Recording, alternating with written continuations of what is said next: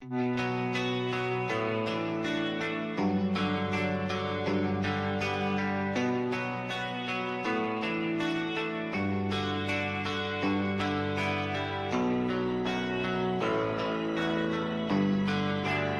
are you feeling? How long have you been here? 3 months, May 17th. And what brought you? That's difficult to answer.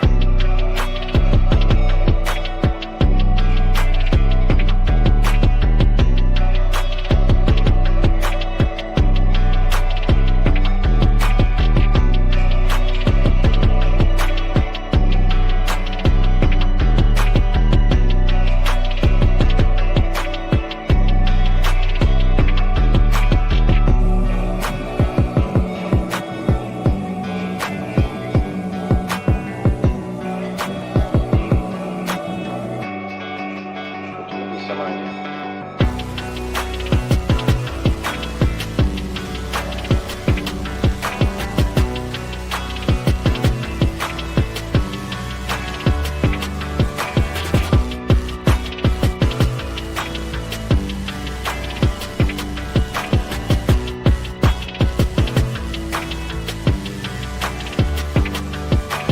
I am not completely like other people. What do you mean by that? People dislike me because I am not completely like them.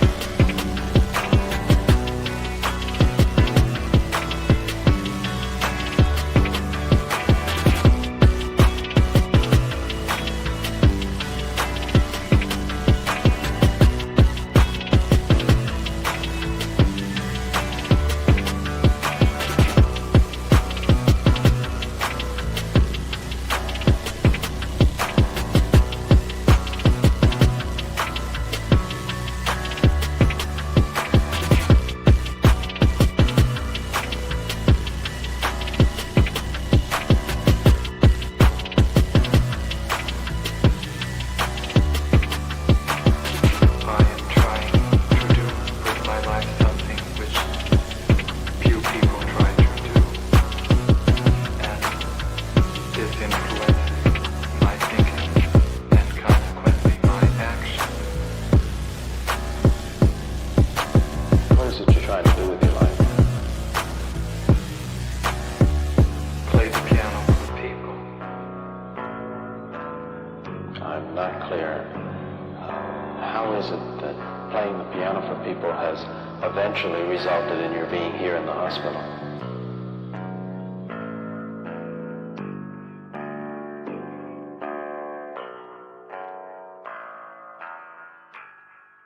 That's difficult to answer.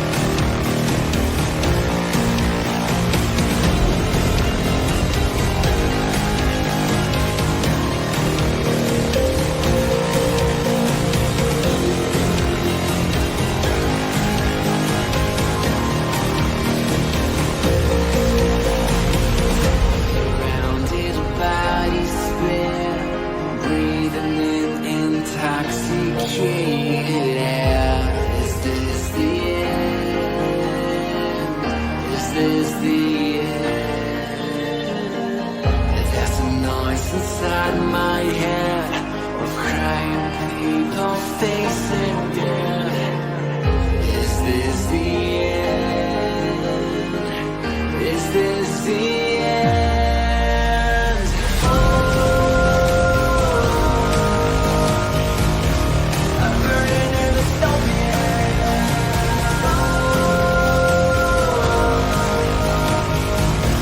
There's no place to hide.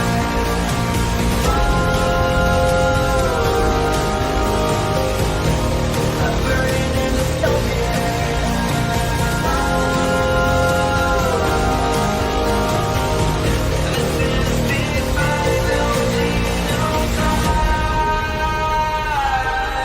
What have we done to the world?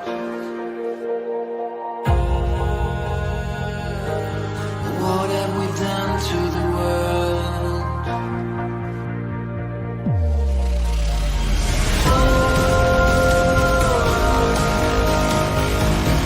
I'm burning in the dystopia.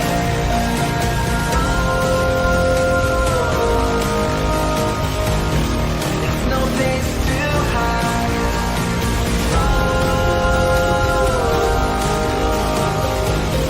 I'm burning in the dystopia. This is the final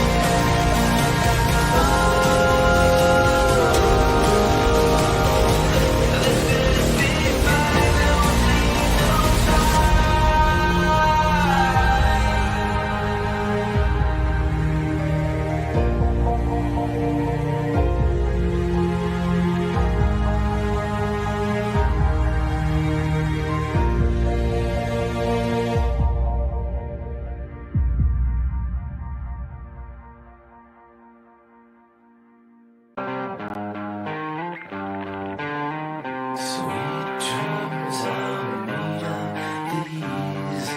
Who am I to disagree?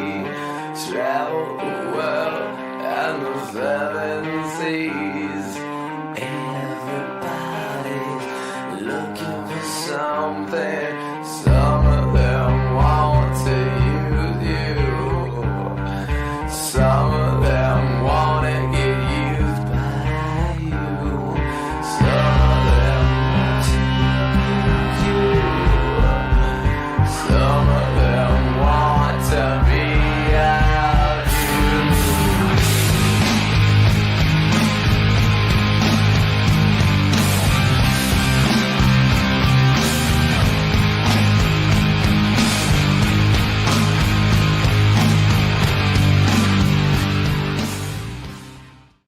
Who the fuck is Karlyn? She's just some sweet lady. She's like in a knitting. She does like a knitting stream. She's like a knitting YouTuber. She does knitting.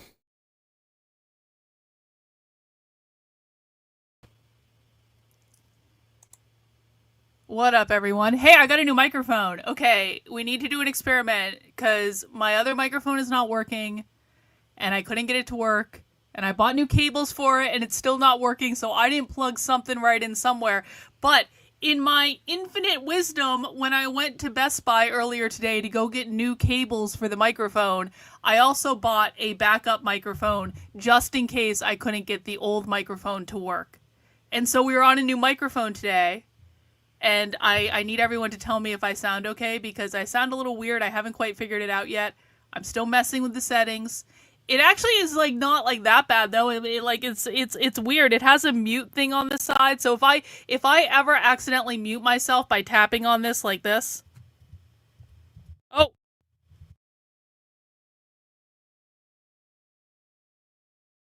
So it has a very sensitive thing that I tap on the side that will mute me. So if you guys ever see this go red and you don't hear me, but I look like I'm talking, you need to scream at me in the chat that I'm muted, okay? This is when it's appropriate to yell at me.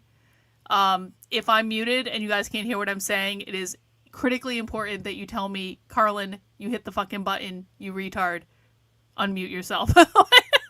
So I do have a new microphone, so everyone's got to be nice to me and not complain about the sound, all right? Because I'm working on it. and all that stuff. Okay, yeah, okay, people are practicing lying to me saying I'm muted now. Okay, hey, welcome, guys. Welcome. Welcome. You know, it's funny, I have so many new viewers on the channel just because of that video that I posted the other day, and then I get comments from conservatives like this.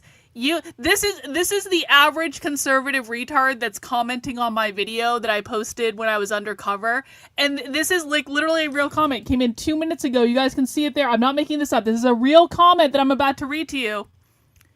This is a narcissistic video. You said fuck all of any use. Just complained about a lack of appreciation.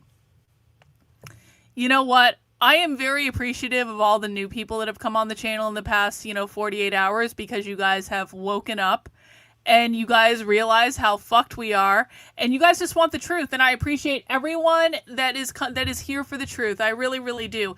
What I do not appreciate are conservative retards who don't know how YouTube works, can't click on another video, and care about my language more than they care about beating the left. So we're going to be banning that person.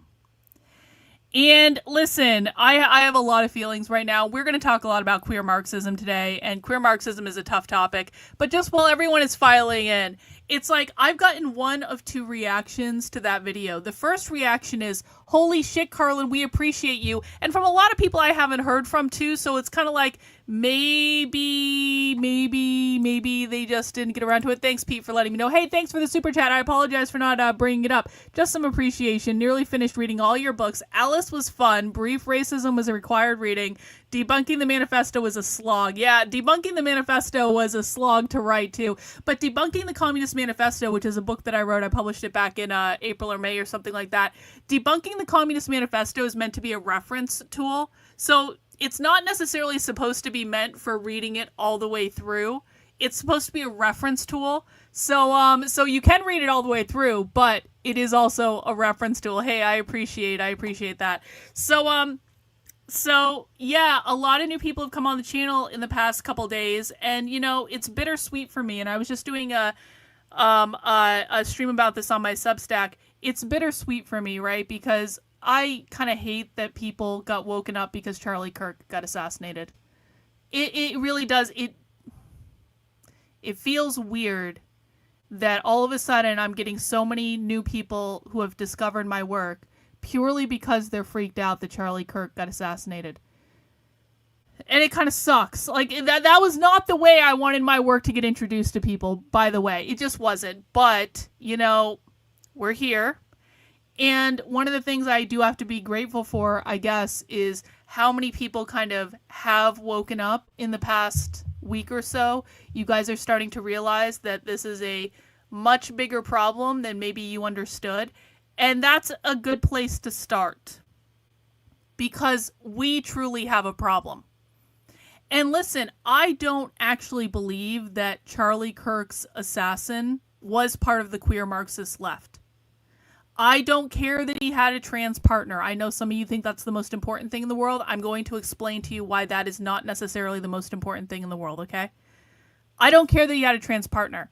I care whether or not they ascribed to queer theory. And queer theory is very, very, very, very, very different than being trans. And so we're going to do today kind of a basic introduction to queer theory, to queer Marxism. I don't know exactly how far we're going to get. I have a whole bunch of stuff pulled up for us to look at because you guys know I always look at primary sources. Well, here's the thing. Queer Marxists are not, queer Marxism is way further left than the DSA. I won't say that there aren't queer Marxists in the DSA. There are, but not that many. And the queer Marxists that are in the DSA are trying to pull the DSA further left. So queer Marxism is way, like, if you guys think, listen, if you guys think the DSA is the most leftist thing you have to deal with, bro, I'm about to blow your fucking mind. Okay? Now, a couple of ground rules before we get started. I do want today to be a participatory day with the chat. Especially for new people. Listen, I know I can be scary. I know I can be intimidating. I know I yell at people. I get it. Okay, fine, whatever. But you are going to learn more if you are in the chat and you are participating. And now I can't control if you want to sit back and not identify yourself. I guess whatever. But I promise you, if you are here to learn, you are going to learn more by being in the chat and participating. The thing of it is, too, is for a lot of people on my channel, hang on one second. Hang on.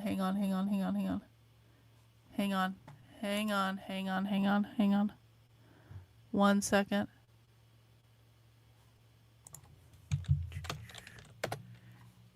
I had to send a text back. Okay, hang on. Okay. For people who are new to the channel, or excuse me, I'm going to go back. For people who are veterans of the channel, a lot of this stuff that we are going to be discussing today, the people that have been watching my content for a long time, they already understand a lot of this stuff. It's going to be review. Some of you might understand this stuff better than others. Some of you might hear me say something and you're like, Karlyn, I've heard you say that about 8 million times. Okay, I understand that. But we need to bring all the new people along with us. So if you are a veteran, if you understand the concepts that I'm going to explain today, what I need you to do is to be in the chat, answering questions from other people and helping other people learn, okay? And I need you to be responsive to me when I ask you something, because we are teaching as a community.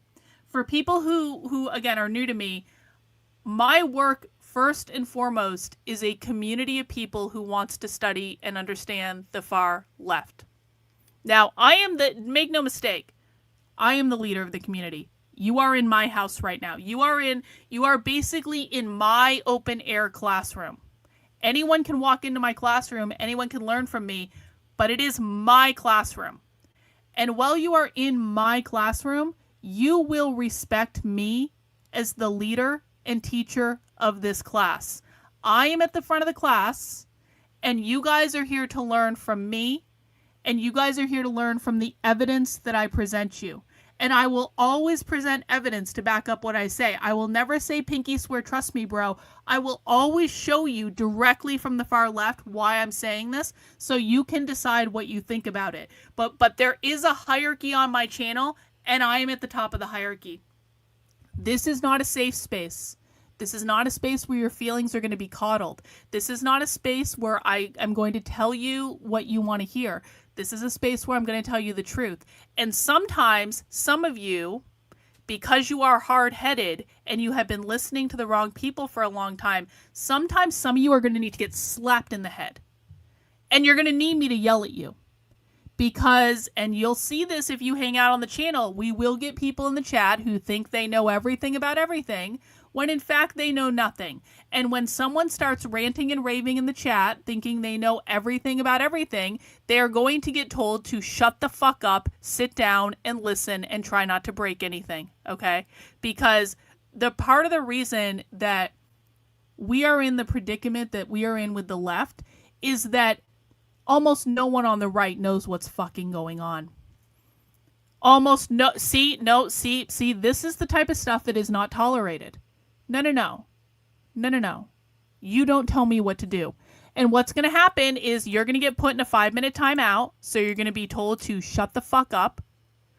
And if you come back and you continue to complain in my chat after I put you in a timeout, you're going to get banned. And that's it. And there are no second chances. And there is no amount of whining that's going to change that. All right? Yeah, I am at the top of the fucking pyramid. Exactly. I do have 2 rules in my chat, guys. The 2 rules in my chat. This is not like any other live stream on the internet, again, because I am operating in an open air classroom. We have to set some baseline. I'm giving you guys some baseline guidelines about how you're going to be successful in this space. There are 2 rules in my chat. Number 1 rule, don't be a dick. Do not insult me. Do not insult other people in the chat. I don't want to see random shit posting. I don't want to see comments about my looks. I don't want to hear about your feelings about what someone else said. I don't care. If you like, your job is to listen to what's going on and to provide commentary on what's going on and to ask questions about what's going on. It's not to give me advice on how I should wear my eye makeup or my hair or if I should go to the gym or what I should eat or any of those things. It's not to give other people in the chat advice on how nice they should be to you. That's not what we're doing. Don't be a dick. Number 2, no whining. I don't have kids, and I don't have kids for a reason. I can't take whining. I can't. I'm very sensitive to it. I don't care about your feelings. I don't care if you like something I just said. I don't care if you hate something I just said. If you are working out your feelings in my chat by whining and complaining because you don't like something that you were told, or you didn't like that I swore, or you didn't like something this, that, and the other, or you think that other people on the internet are nicer to you, go somewhere else. I don't care. No. And so those are the rules. Now, I can do whatever I want, but chances are, if you're not breaking one of those 2 rules, if you're not being a dick in the chat and you're not whining about something, then chances are I'm probably not going to yell at you, okay? But this is a classroom, and you need to take this seriously if you're going to get the most out of it. So is everyone on board with that? 1 in the chat if you are on board with that. 2 in the chat if you are not on board with that. I didn't need to know that over on Rumble, but thank you, I guess, for the compliment. But I didn't need to know that. I'm not even going to tell you guys what was said over on Rumble because it was vulgar and inappropriate, okay? Everyone on board with the rules? Okay. The rules are in place for a reason. I've been doing this a long time. I know what works. I know what doesn't. Hey, see you later, Saltwater Pearls. Thanks for stopping by. So the rules are in place for a reason. The rules are in place to create an environment where we can all focus on what is going on, and then we can all kind of like learn from it rather than just being ridiculous people on the internet. Okay? So if you found my work, one of the first things I want you to do is I want you to go and subscribe to my Substack, and I have to find the window for it. Because apparently I updated my computer, I got a new microphone, everything has changed. Everything has changed on my computer, nothing is working. Okay, let me see. There we go. There we go. So the very first thing you got to do is subscribe to my Substack. That is Karlyn, Karlyn.substack.com. Substack is free to subscribe to, and the vast majority of content on my Substack is free for everyone. If you are new to my work and you're like, Karlyn, do you have some sort of introductory crash course? Yes, I do. I have that crash course on YouTube, but the very best place to find that crash course is on the Substack because that's the very best place to find everything. Go to the How to Speak Socialist section on the Substack. The top 2 pinned posts are both courses that you can take. I suggest you start with the Reeducation one. Reeducation is a 90-minute crash course where I walk you through clips from far left trainings and explain the very basics that you need to know. That is 90 minutes long. Once you're done that, see, no, we don't do this. No. Time out. Shut the fuck up. Listen. See, what's going to happen is we're going to get a lot of people in the chat that are trying to test my boundaries. They're trying to test to see if I really will ban them. Trust me when I tell you, I really will ban you, and I won't feel bad about it, and none of us will miss you. Okay? So if you're going to try to get a comment in to try to test me, then make it a good comment because it's going to get instantly removed, and you're never going to be able to comment again. And none of us will care. Anyway, once you're done the Reeducation course, that is 90 minutes long. You can head over to the How to Speak Socialist course. This is a expanded version of the 90-minute course where we go much greater in depth and you get much more access to clips. So these courses are not perfect, but they're a really good introduction to the language of the left. And if you're looking for some place to start, that is the very best place to start, okay? While you're over there, I want everyone to notice. Now, we do have a time constraint tonight. So we can talk about queer Marxism for a while, and there's a bunch of stuff I'm going to walk you through. I'm also probably going to be continuing the queer Marxism education stream tomorrow. So I want everyone to anticipate we are going to get through some stuff today when it comes to queer Marxism. I am already anticipating doing a part 2 tomorrow because I don't know that we're going to get through everything in the time period that we have. Because tonight, I am doing a spy stream. Now, when there is a spy stream, what spy stream is we are going inside a live leftist organizing call or training or meeting or something like that. You know, obviously this weekend, I was undercover in person. I went to an in-person event. I had to wear a disguise and all this stuff. I don't always have to do that, though. Because the vast majority of the time when the left is organizing today, they're doing it virtually, and that just makes sense. And so what we do is we get into their calls, and we record them, and we watch them live. And sometimes we release clips and sometimes we don't. And sometimes I just give clips to my friends and they release them so other people actually publish them. And sometimes all that stuff goes on too. So we do have a spy stream tonight. Now, spy stream tonight is going to start at 7:30 p.m. Eastern time. So what's going to happen is I'm going to shut down this stream probably around 7:15 p.m. So we'll get as much queer Marxism as we can get up until that point.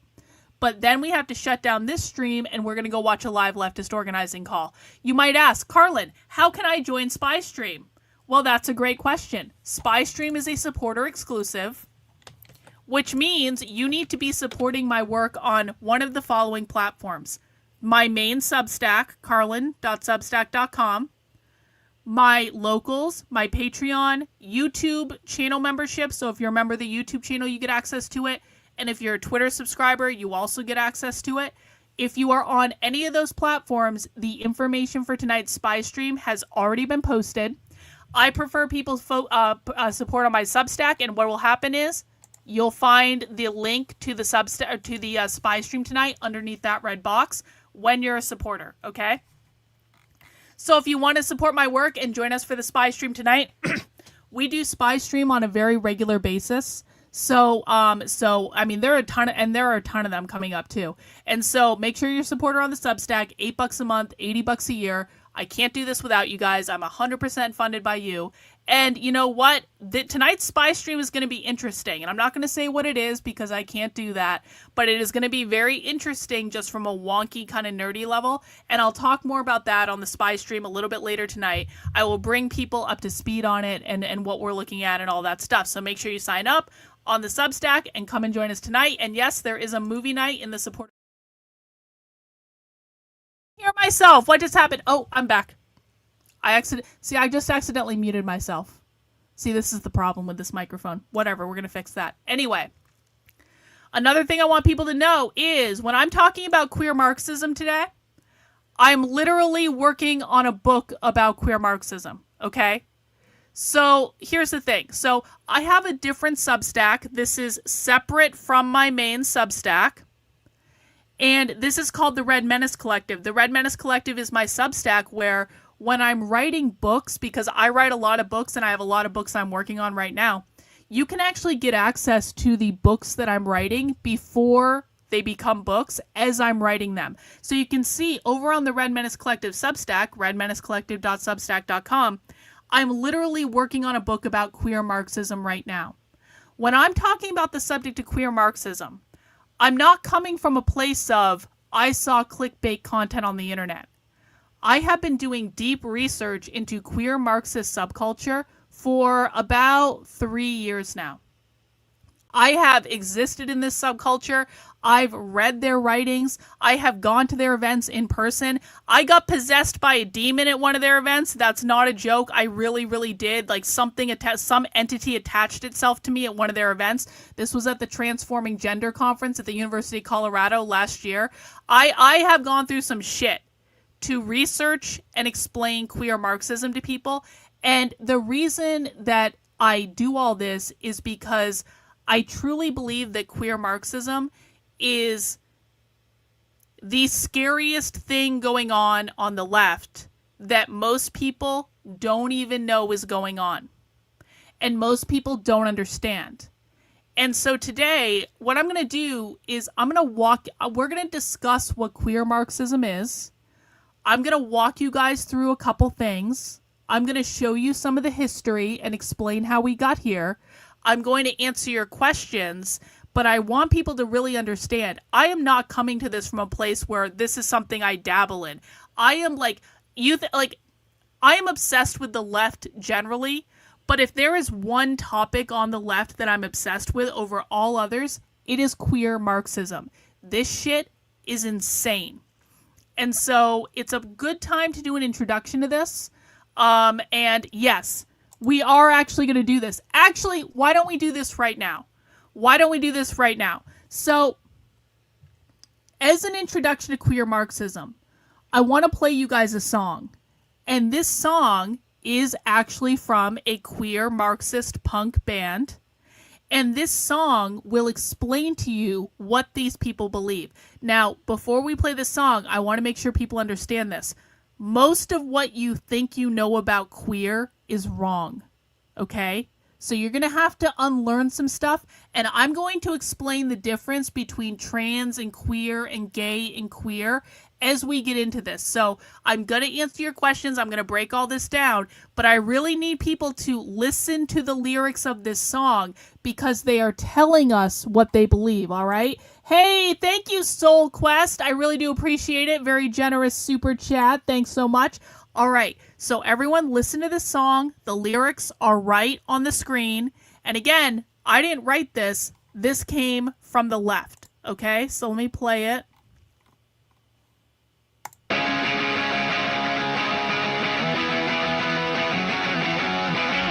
don't want to get married. I don't want to be just like you. Nobody bothered to ask me. They said I ought to be just like you. Well, I could get a marriage license for a husband and me, so I could use the health insurance for my HART. Since I can file taxi with the same gender spouse, I shouldn't feel so bad getting kicked out of my house. Don't send me a rainbow. Your luck has never done shit for me. Don't want a seat at your table. A fucking invitation to your party. Wanna celebrate a game on your cable TV? Well, trans lesbians are calling southern bodies stuff to eat. You paid the world for CEOs to suck on some dick. Well, all the kids on the street are getting belted with whips. I don't wanna be equal, 'cause I know I'm fucking better than you. Your moderation is lethal. Get on my way, let me do what I need to. That's the protection of this nation sneaking offer to me. Just solid Wednesdays do this in my gay bourgeoisie. So fuck off with your rainbow South American flag. The only colors that I need are the pink and the black.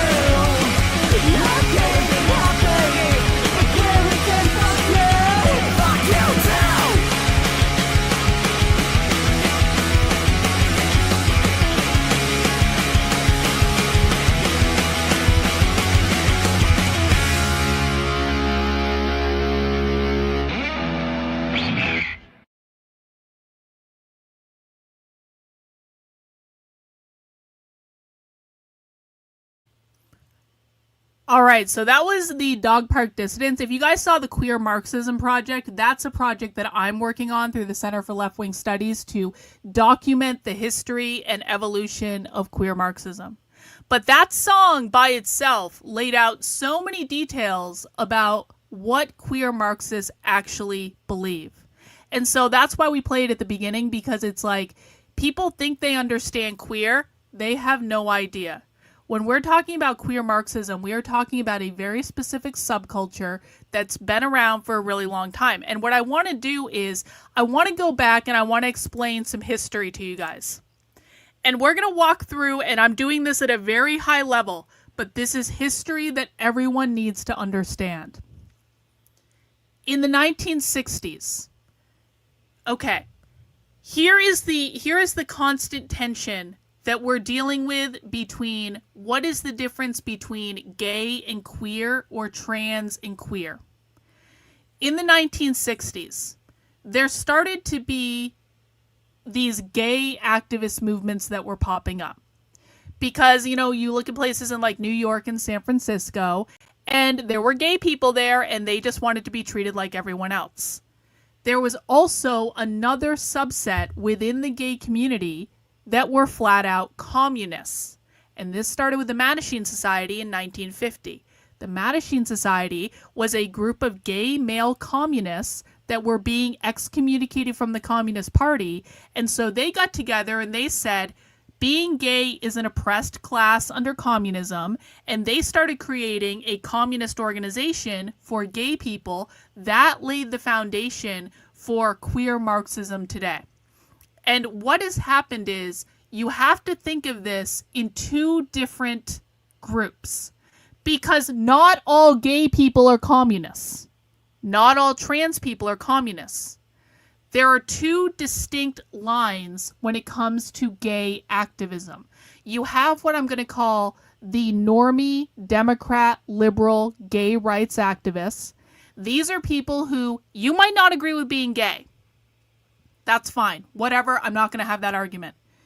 But normie gay rights activists are just normal people that want to be able to get married and don't want to be harassed. That's like literally all they want.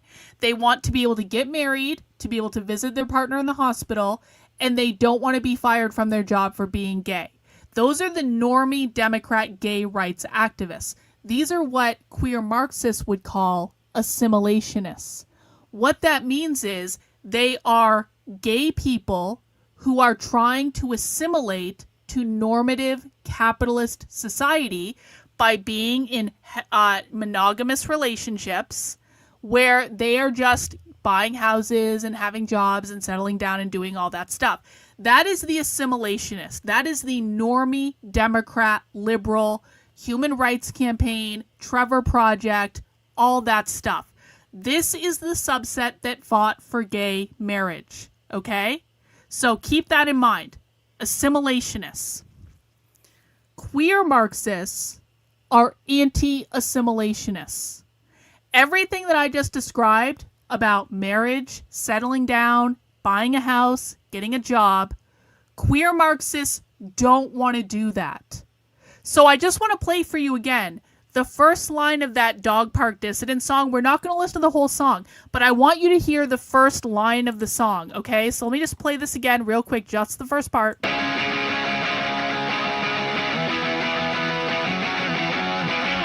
don't wanna get married. I don't wanna be just like you. Nobody bothered to. Everyone hear the first part. The very first line in the queer Marxist song is, I don't want to get married. I don't want to be just like you. Queer Marxists never wanted gay marriage to be legalized. Because gay marriage, and I'm going to prove this to you, gay marriage is an assimilationist value. You guys all know that the far left wants to abolish the nuclear family, right? Well, the reason the far left wants to abolish the nuclear family is they believe the nuclear family is the production mechanism of capitalism. It reproduces capitalist values. So queer Marxists are anti-capitalist. Queer Marxists are anti-assimilationists. Therefore, queer Marxists are against gay marriage. And this is the constant tension that has existed in the gay rights space for decades and decades and decades, in that you had the normie gay rights activists, the Democrats and the liberals, that literally just wanted gay marriage. That was all they wanted. And then you had the queer Marxist activists that were coming up alongside of them, and they were anti-assimilationists, and they didn't want marriage, and they didn't want assimilation. They wanted to burn everything down. The reason that so many people think that gay and queer, or trans and queer, because this applies to trans people as well. We'll talk about that in a moment. We'll talk about that in a little bit. But just put, like, this applies to normal trans people as well. By normal trans people, I mean trans people who acknowledge the gender binary is a real thing. The normie gay rights activists have been seen alongside with the queer Marxist activists because they did have some things in common. And so there were times throughout history when the gay rights activists would actually work with the queer Marxists, and the queer Marxists would work with the gay rights activists. But that time has long since passed. And I want to take you through a little bit of the history of this so you understand this. One of the most famous events that people know about is the Stonewall Riot. The Stonewall Riot took place in 1969, and essentially it was the moment that marked the gay liberation uprising, okay? Now, here are some pictures from... Now, there were other riots before that, by the way. The Compton's Cafeteria Riot was in 1966, but you guys don't need to know that right now. What I want to point out, though, is here are some images related to the Stonewall Riot. What do we have right here?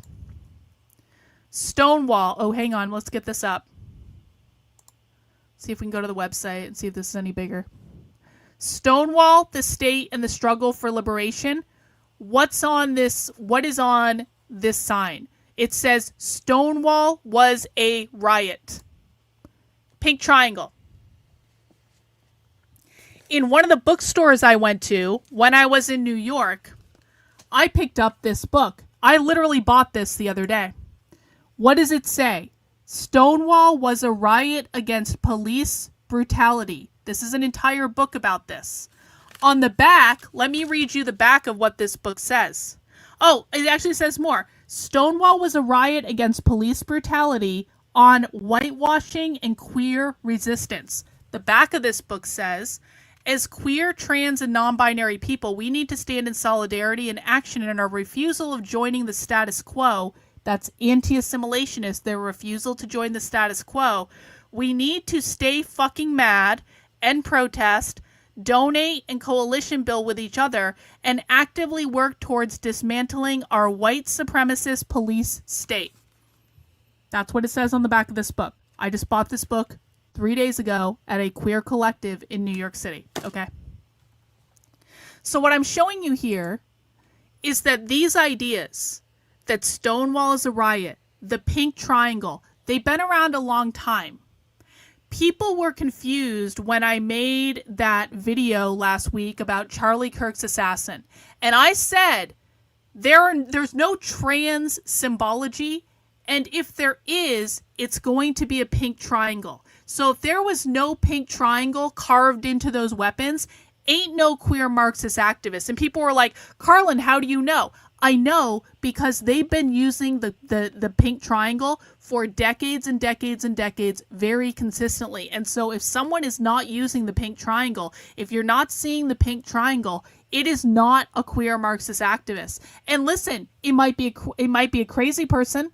It might be a crazy person that happens to be a furry. It might be a crazy person that happens to be gay. But that doesn't mean it's a queer Marxist activist. We have to be very nuanced when they're talking about these things because queer activism is its own distinct movement and it is incredibly dangerous. There will always be crazy people in the world, guys.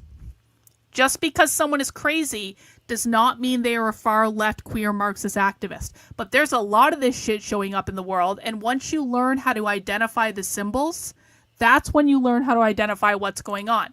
So we can look back and see Stonewall is one of those things where queer Marxist activists today frame the Stonewall riot, again, which happened in 1969, as kind of a transition point where they were starting to get violent and militant.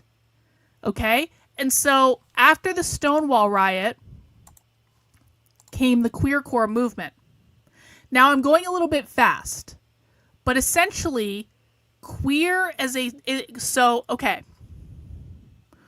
one of the reasons that so few people understand queer activism today is they're going back and they're reading like Marx and Engels, and I call them the dead philosophers. And what they're doing is they're saying, well, Karlyn, this is not what Marx and Engels believed. What you have to understand is queer activism, we call this gain of function Marxism. Queer activism is a mutated strain of Marxism. So think about the movie Contagion, right? That's the movie. Yeah, Gwyneth Paltrow, The Worldwide Plague. In the movie Contagion, basically what happened is there was a pig and a bat flew into the pig's kind of like, area, and the bat shit on the pig, and then the pig got slaughtered and served in a restaurant, and the mutated strain of the plague that existed when the bat shit on the pig and then was eaten by Gwyneth Paltrow then led to a worldwide plague because it was gain of function. It was something that they hadn't seen before. It was a mutated strain of the plague, okay? Queer Marxism is a mutated strain of the fucking plague. And the place that it mutated is the punk subculture. So, not everyone involved in punk is queer, obviously. there were neo-Nazis within the punk movement. This is not to say that everyone involved in punk or who likes punk music is queer. However, in the 70s and the 80s, there was a movement within the punk community called the queercore movement. There have been books written about this. There have been documentaries written about this. This is where all this stupid gender shit came from.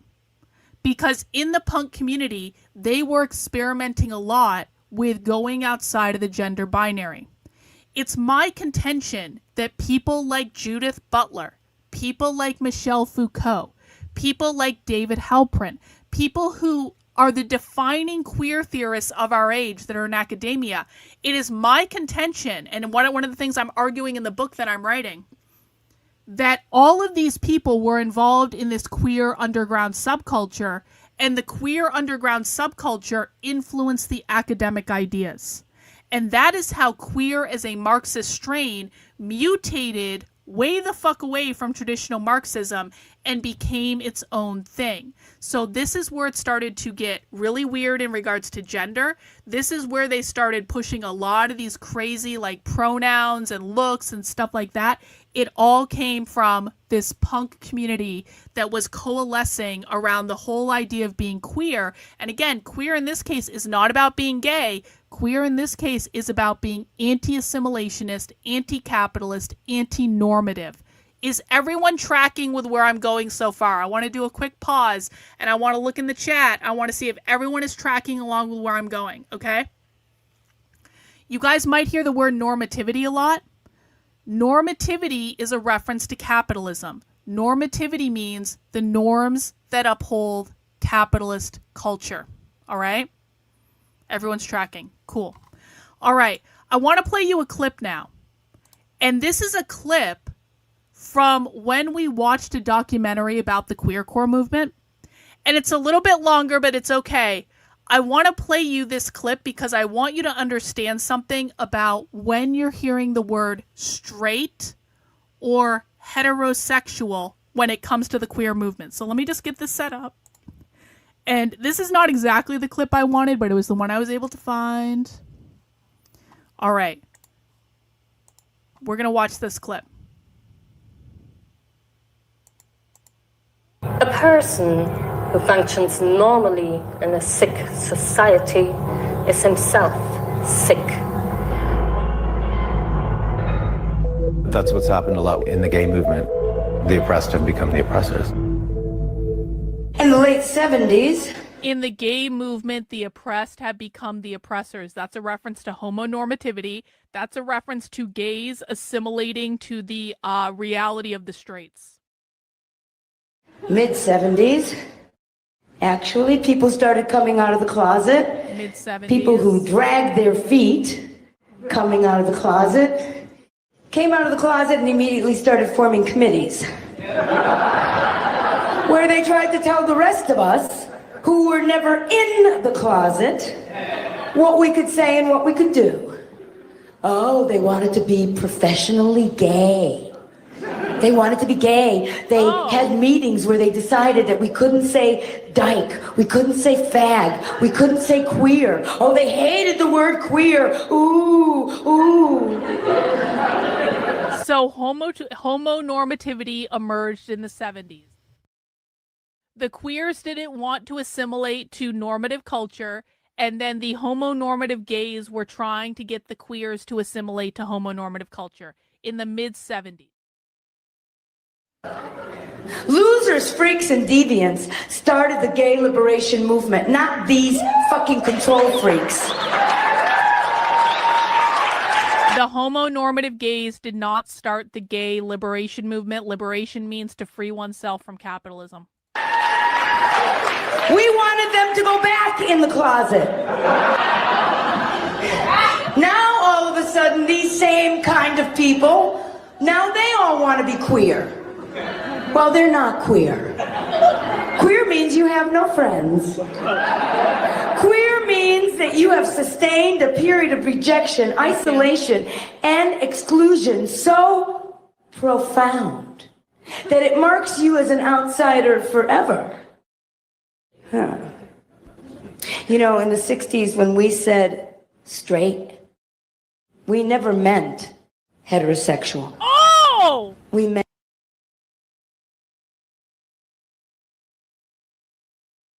Really? Hang on, what did they mean? narrow-minded. We meant narrow-minded. Let's listen to that again. You know, in the 60s, when we said straight, we never meant heterosexual. We meant narrow-minded. All right, I'm going to pause it there. The point I want to make with this is, and you can go back and watch this clip. All this stuff is, of course, archived and documented.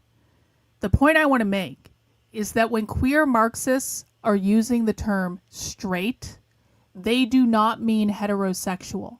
They mean someone walking the straight and narrow. Because remember, queer Marxism is an anti-capitalist, anti-assimilationist ideology. So when they're saying queer, they don't mean gay. So this person, Rick, said, but aren't they all gay? No. You do not have to be gay to be queer. You do not have to be trans to be queer. You don't have to be bisexual to be queer. You can be a straight white man and still be queer. Why? Because queer is a political ideology that wants to abolish all gender and wants to abolish the nuclear family. That is what they're doing. When they have sex as a political statement. It is not about being gay. So if you guys are just going, gay people are gross, that is a retarded take.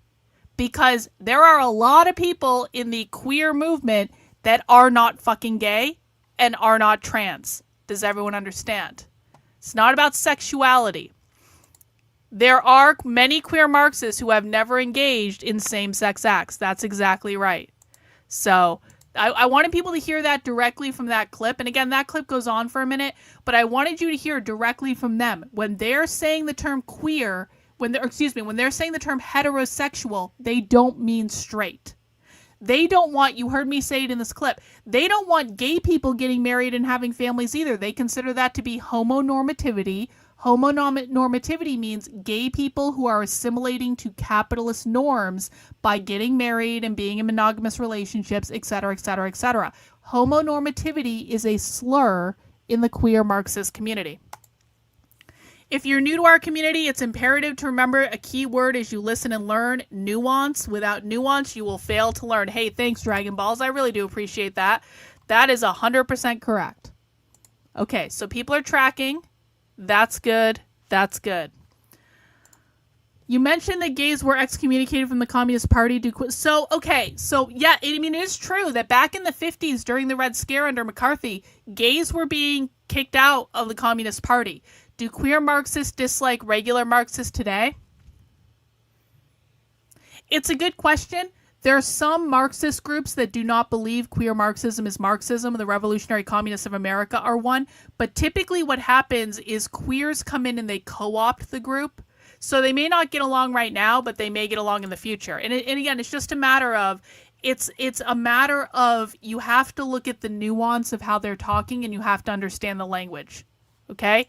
Yes. So when queer Marxists say straight, they mean normal, which means normativity, the norms that uphold capitalist society. When they say normativity, basically what they mean is you believe men and women are a thing because they want to abolish the gender binary.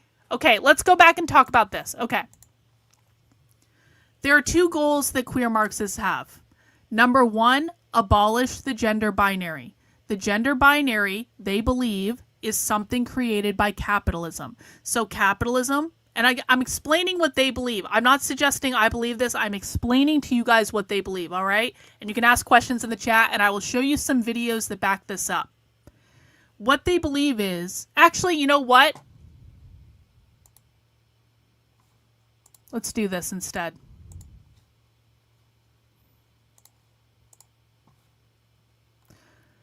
I want to introduce you guys to Mary Bowman.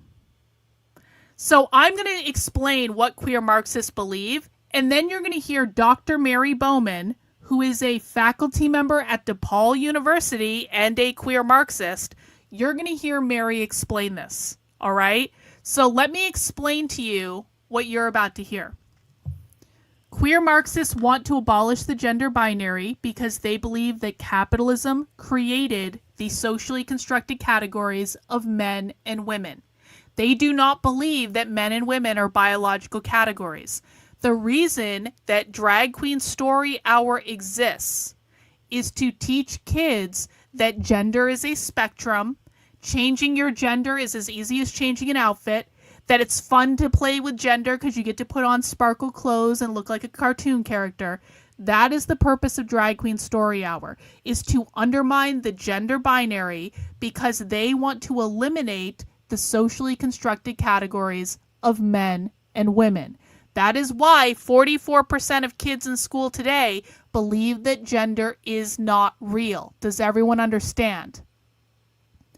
The biggest difference between trans and queer is that trans people oftentimes uphold the gender binary.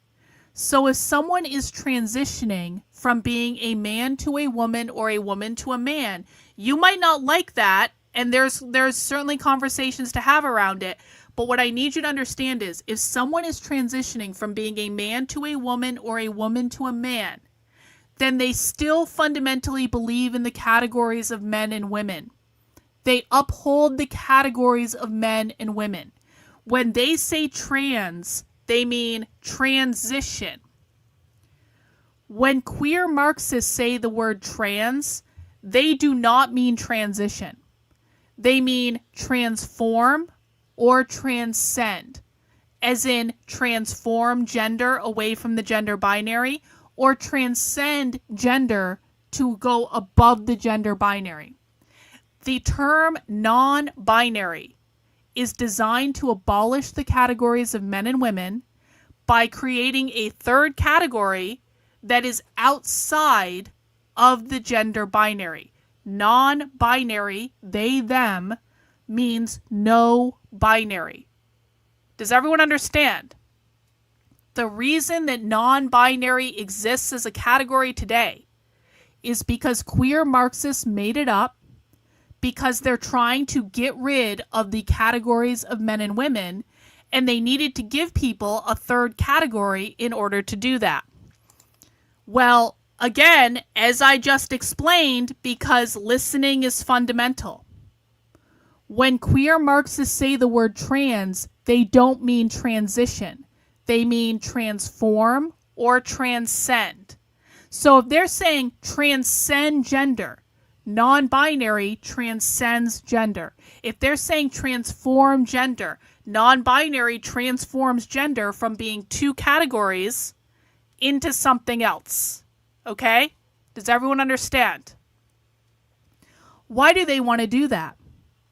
Because if they can eliminate the gender binary, that means they will eliminate the nuclear family. Because the nuclear family relies on the gender binary to exist. It relies on the categories of men and women to be a thing. So they believe that if they can get rid of the categories of gender, that will itself undermine the nuclear family. Abortion is also part of this. Abortion is part of how they free women from the oppressive gender binary and stuff like that. We'll talk more about abortion another day. We're not going to do a lot on it right now. The reason that queer Marxists want to eliminate the nuclear family is because the nuclear family is the social reproduction method of capitalism. So if two people, whether those people are a man or a woman, or a man or a man, or a woman and a woman, if two people get, yes. Polyamory, yes, exactly.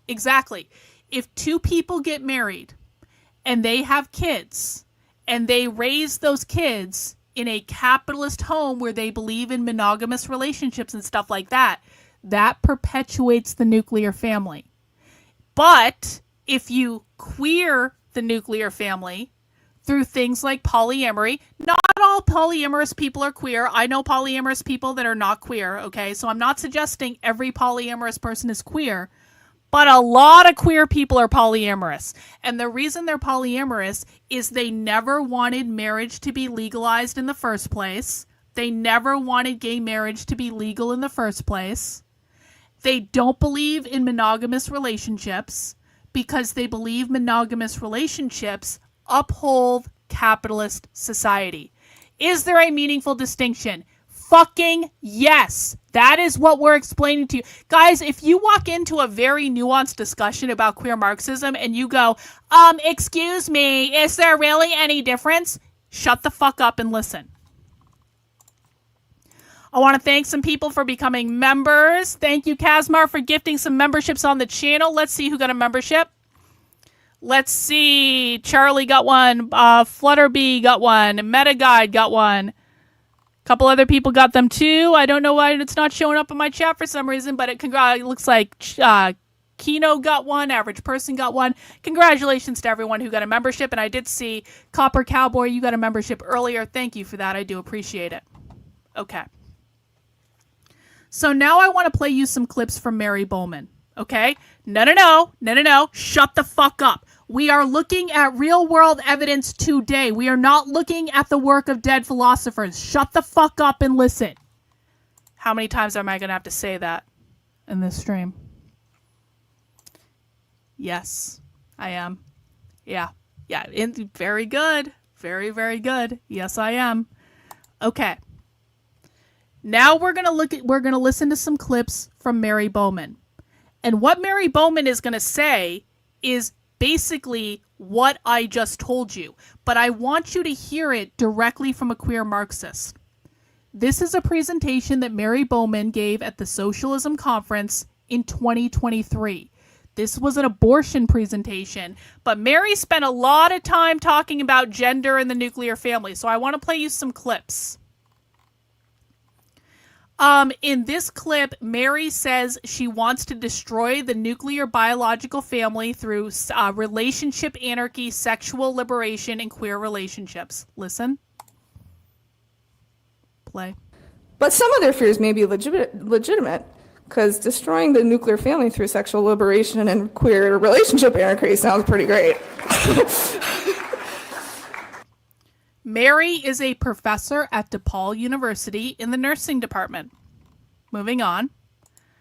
In this clip, let's just listen to the clips. You guys can, you just heard me explain it, so listen to Mary explain it. She's going to talk about the gender binary being a white supremacist invention. As a reminder, guys, when socialists and communists say white supremacy or whiteness, they're not talking about skin color, they're talking about capitalism. Capitalism being the system that upholds racism. So socialists believe that capitalism created all racism. And so when they're saying white supremacy, they're not talking about skin color, they're talking about capitalism. Okay? So now listen. So on August 23rd, at the first debate of the U.S. Republican presidential primary candidates, multimillionaire Vivek Ramaswamy called for the abolition of the Department of Education. His argument hinged on how education starts in the home, and he closed by saying the nuclear family is the greatest form of government known to mankind. His glorification of the nuclear family is representative of the value set held by most on the far right. The idea that heterosexual cisgender couples with children are the beating heart of a free and prosperous nation. Underneath that belief, we see its ideological roots deep in the gender binary. The gender binary is a white supremacist invention born from men in power in the division of labor and care work in primitive Western Europe. I know, Oliver, it sucks.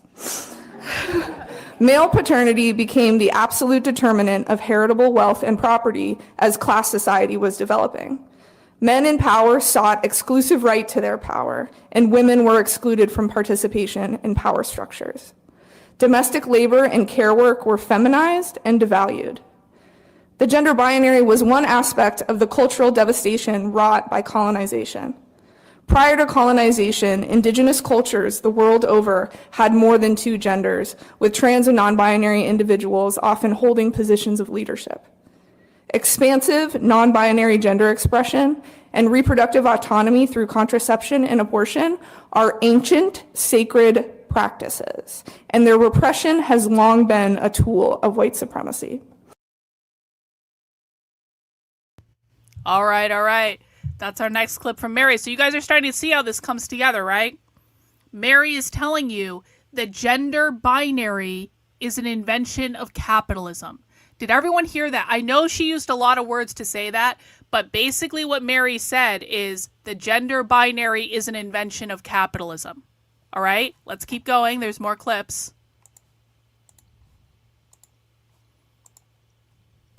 When Ramaswamy hails the nuclear family as the greatest form of governance, he is saying that the oppressive binary gender roles necessary to maintain the nuclear family are where oppressive government policies begin.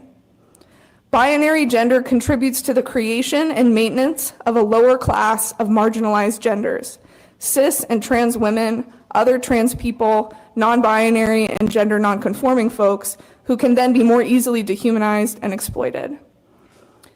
This is our starting point, the gender binary and its oppressive function. Colluding with white supremacy, colonization, and capitalism, we find the gender binary and ideology behind attacks on abortion, the criminalization of pregnancy outcomes, the mass incarceration of Black and brown people, the separation of families at the border, the criminalization of trans existence. Anything outside its narrow stricture is threatening to it and thus will be a target of the right. Okay. You guys getting it? If you guys are not hearing what I'm explaining to you in these clips, please tell me. But let's keep going. She lists off the things that are really happening that she claims the political right is using to fearmonger. I don't really remember what this clip says, but we'll watch it anyway. The right uses fear as a political tool to build support for their policies and to encourage the consumption of their media. The fear of fetal personhood, the fear of Black fetal genocide, the fear of women abandoning the nuclear family, the fear of a queer culture that rejects the nuclear family, the fear of queer and trans adults indoctrinating children, the fear of trans women sexually assaulting cisgender women in public bathrooms. So one of the things I really want people to understand is queer Marxists never wanted gay marriage to be legalized. And this is something that the conservative right really doesn't get. Because there are a lot of people right now that are saying, we should repeal gay marriage. We should repeal gay marriage. Well, guess what? And we'll talk a little bit more about this after we watch these clips from Mary. But if you guys repeal gay marriage, you are giving the queer Marxist left the biggest win that they have ever had in their literal existence. It is a horrible idea. And we'll keep talking about the topic of marriage because let me tell you what, I have documents on my desktop right now. They tell you unequivocally they never wanted gay marriage to be legalized. It's assimilationist. They believe it's stupid. They don't want gay people to get married. Gay people should be radical anti-assimilationist, violent militant activists. Like they are explicit about this in every possible way they can be explicit. And this is one of the ways in which conservative influencers have lied to their audiences. This is why I'm so pissed off at conservative influencers. Because this wasn't new. Queer Marxists were arguing against gay marriage in the mid-2000s, and I'm going to prove that. They've always argued against gay marriage. But conservative commentators never researched, never listened, never told their audiences, and that is part of the reason why their audiences are so misinformed about the difference between normie gay activists and violent queer militants. And guess what, guys? The violent queer militants won. To do a spoiler alert, the violent queer militants are winning. They kicked the ass of the normie gay rights activists a long time ago, and if you guys overthrow gay marriage, they are going to shoot out into the public like a cannon in a way that you have never seen before. I don't know who said they're mentally ill. These people are not mentally ill. Only literal retards believe these people are mentally ill. This is another lie that conservatives like to tell. These people are not mentally ill. Mentally ill people don't organize the way they do. They aren't strategic the way they are. These are not crazy people shouting at the sky, guys. These people are highly organized. Every single time you call them mentally ill, you make it easier for them to win. So if you want queer Marxists to win, this is a great strategy. Keep repeating this bullshit talking point over and over and over again, and they will win because it means you've dismissed them entirely. It is this talking point that has led to them being as powerful as they are. So keep dismissing them. Watch what happens.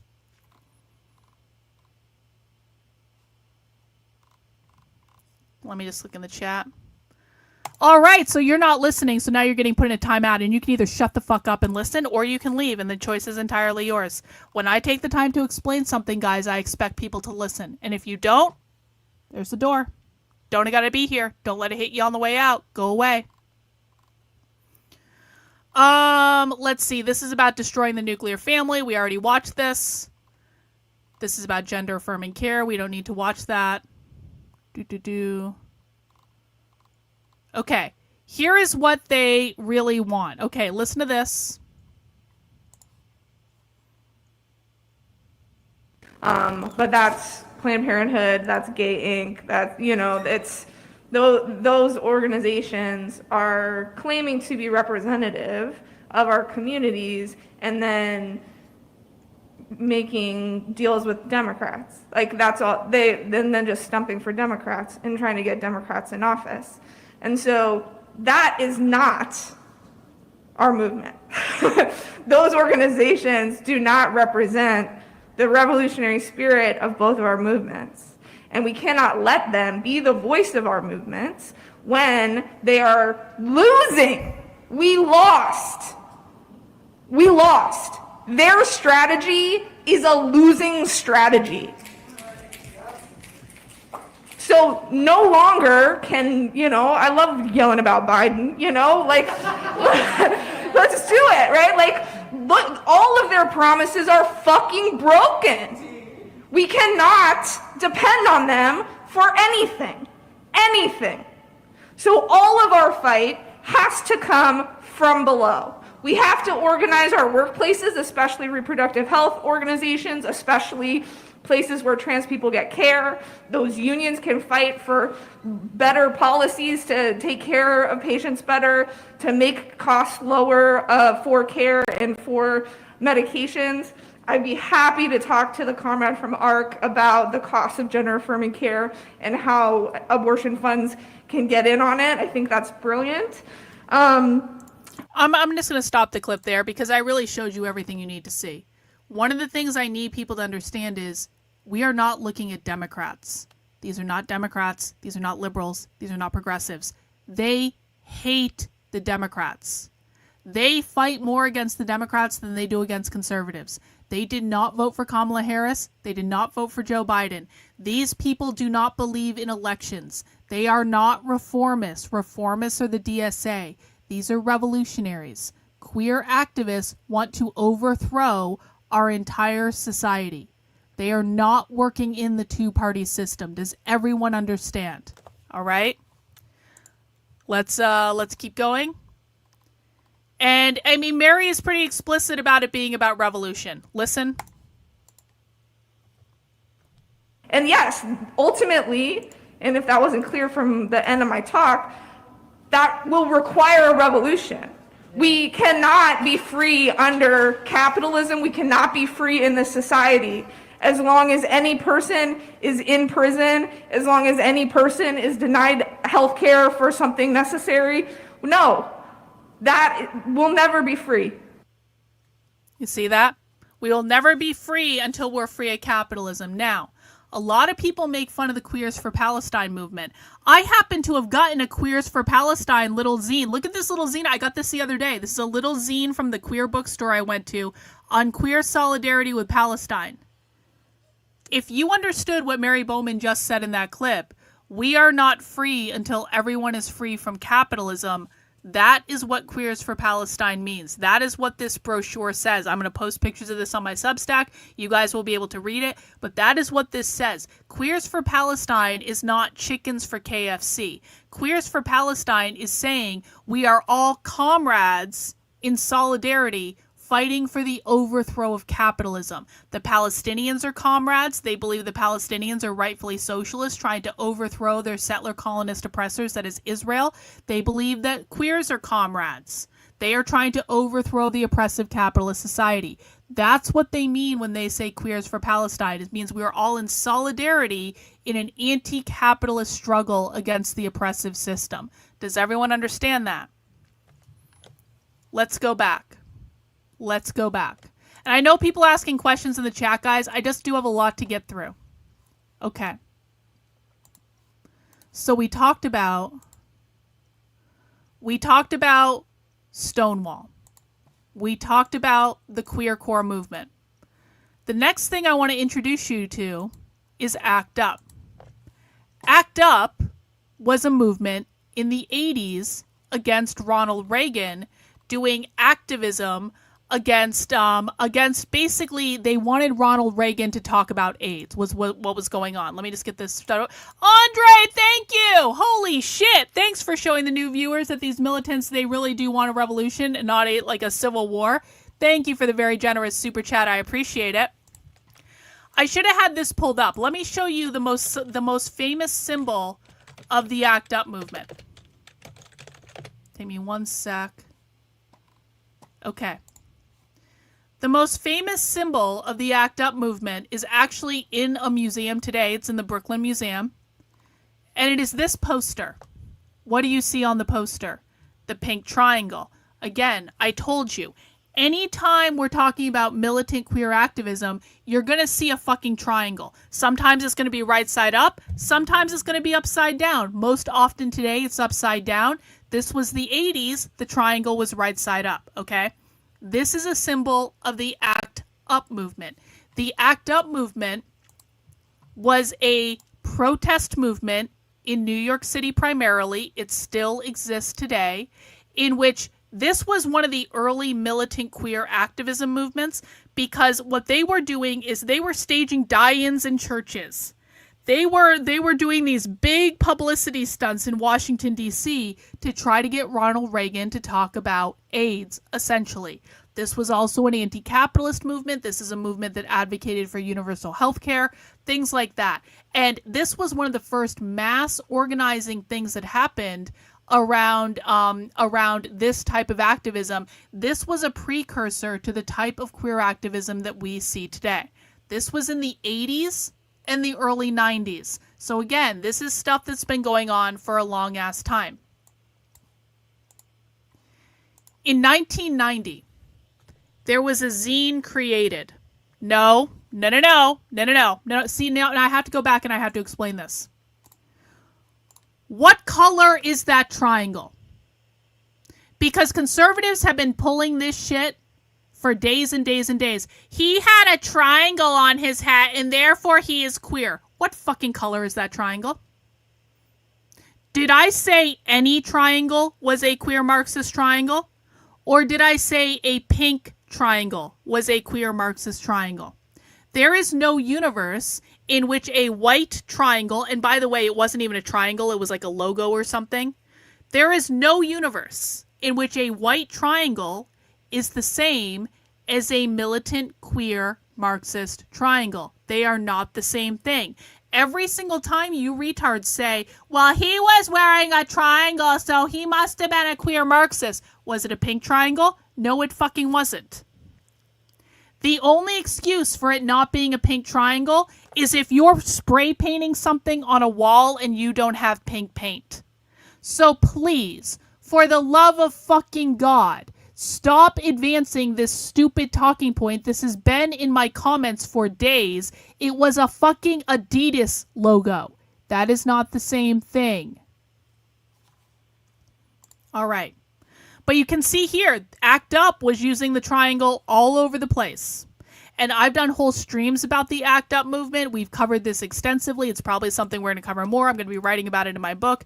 So I'm not going to go too much in depth to that. I just wanted people to have a frame of reference. So in the 60s, we had Stonewall. We had riots starting that were like queer liberation riots. In the 80s, we had the ACT UP movement. In 1990, at New York Pride, there was a zine handed out. Now, zines, this is the propaganda of the left. We don't read the philosophy of dead people. We read zines. Zines are small batch produced publications that tell you exactly what leftists think and exactly what leftists believe. Yuri Bezmenov is not even close to what we're talking about. Yuri Bezmenov doesn't account for any of this bullshit. I understand you saw a video one time that you really liked, but this is not Yuri Bezmenov. We have moved beyond that. It has evolved beyond that. Shut the fuck up and listen. Stop assuming you know everything. Queers Read This is a document we've covered on this channel. You can find a whole reading of it if you want. But this is a document that was handed out at New York Pride in 1990. And this was really kind of the start of when queer activism started to splinter from normie gay rights activism. So we're going back to the beginning. I told you at the beginning, there are normie Democrat gay rights activists that literally just wanted to get married and be able to visit their partners in the hospital.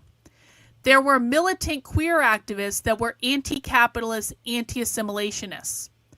Up through the ACT UP movement, they were kind of working together and they were kind of like helping each other out. In 1990, when Queers Read This was handed out at New York Pride, they started to splinter into two different movements. That's because you're not fucking listening. And this is a topic I'm not going to cover today. This is a topic that I have covered extensively on my Substack. Hey, Reagan, can you find the link to the Cheryl Harris videos?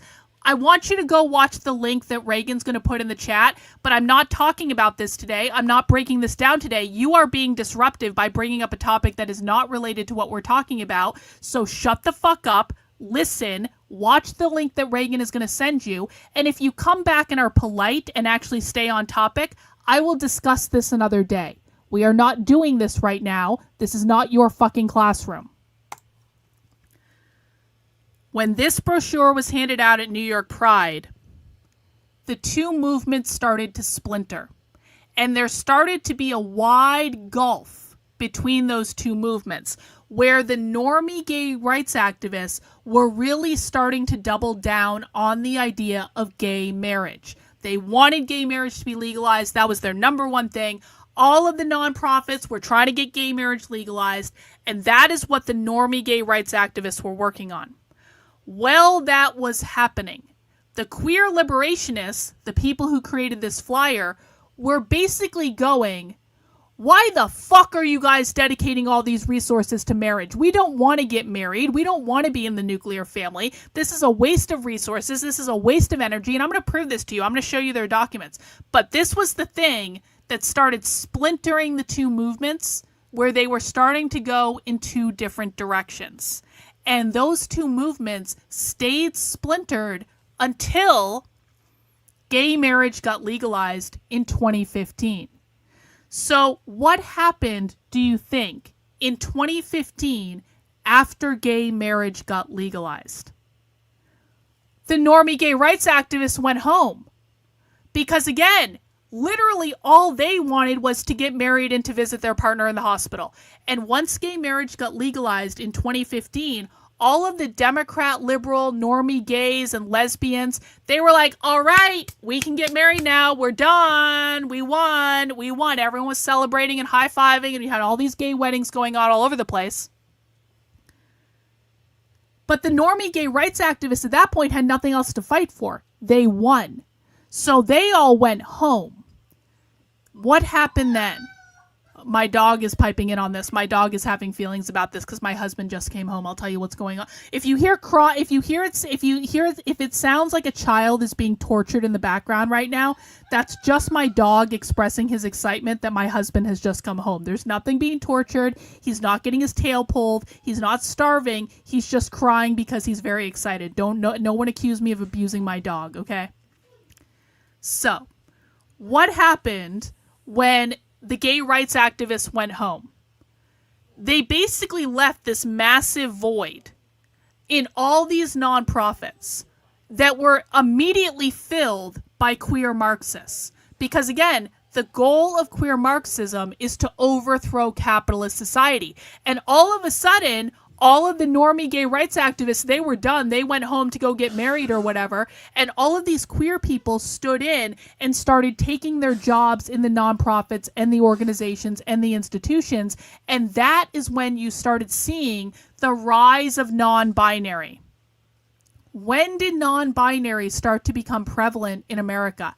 2015.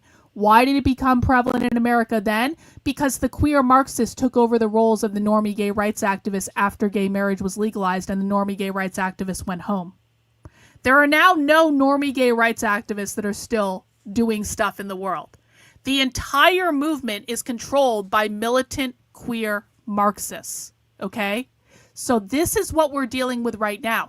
And this is why we saw non-binary explode. This is why we saw drag explode. This is why all this stuff happened. But I want to go back into the 90s and the 2000s a little bit because we need to talk about the bashback movement. So, the ACT UP movement was a queer Marxist activist movement.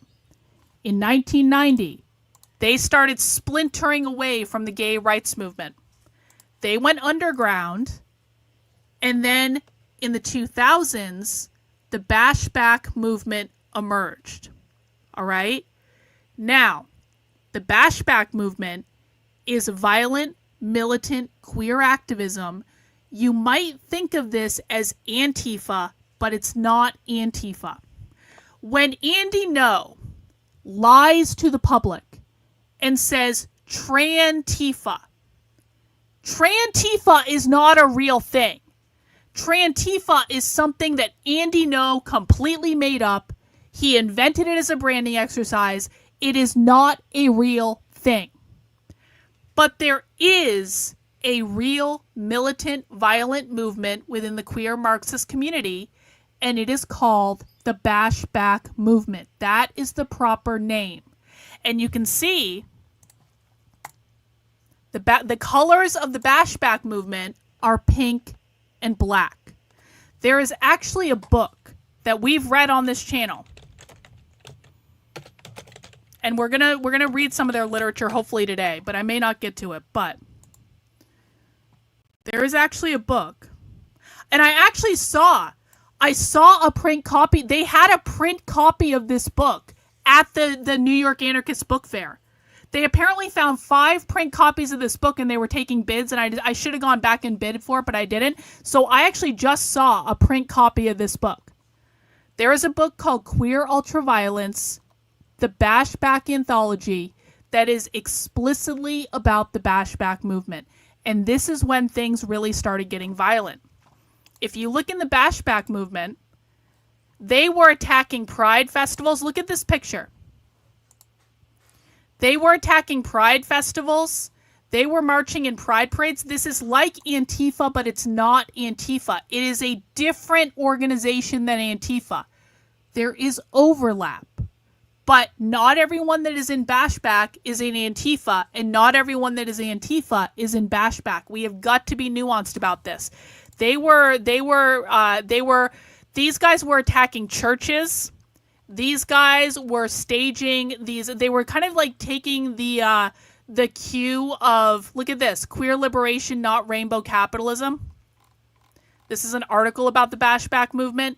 Not gay isn't happy, queer isn't fuck you. That's from the bashback movement. Wanted radical queers, 1990 National Bashback Convergence. This was a bashback convention that happened in Chicago in the 2000s.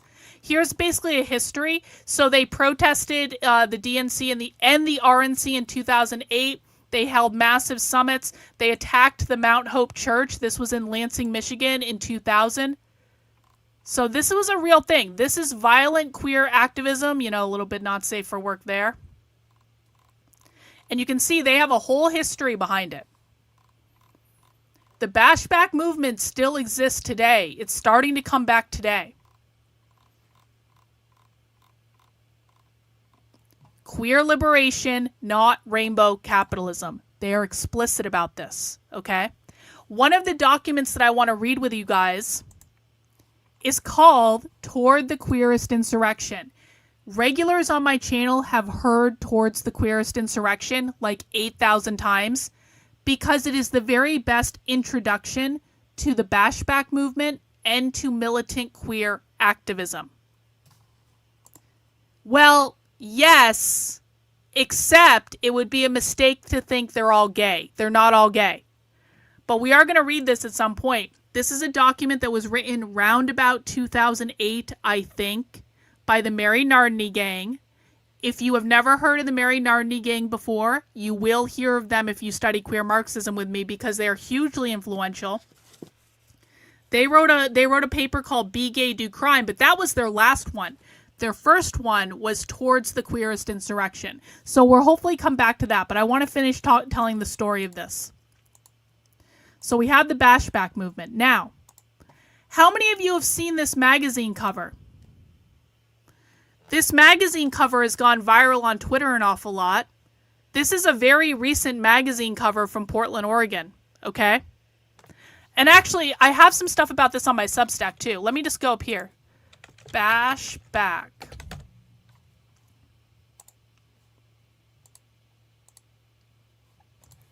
How many of you have seen this magazine cover? 1 in the chat if you've seen this magazine cover around the internet. 2 in the chat if this is new. This is a magazine cover that was published in Eugene, Oregon, not too long ago, a couple months ago. Did anyone read what it said? As the Trump administration attacks trans people, some queer folks are armed and ready to bash back.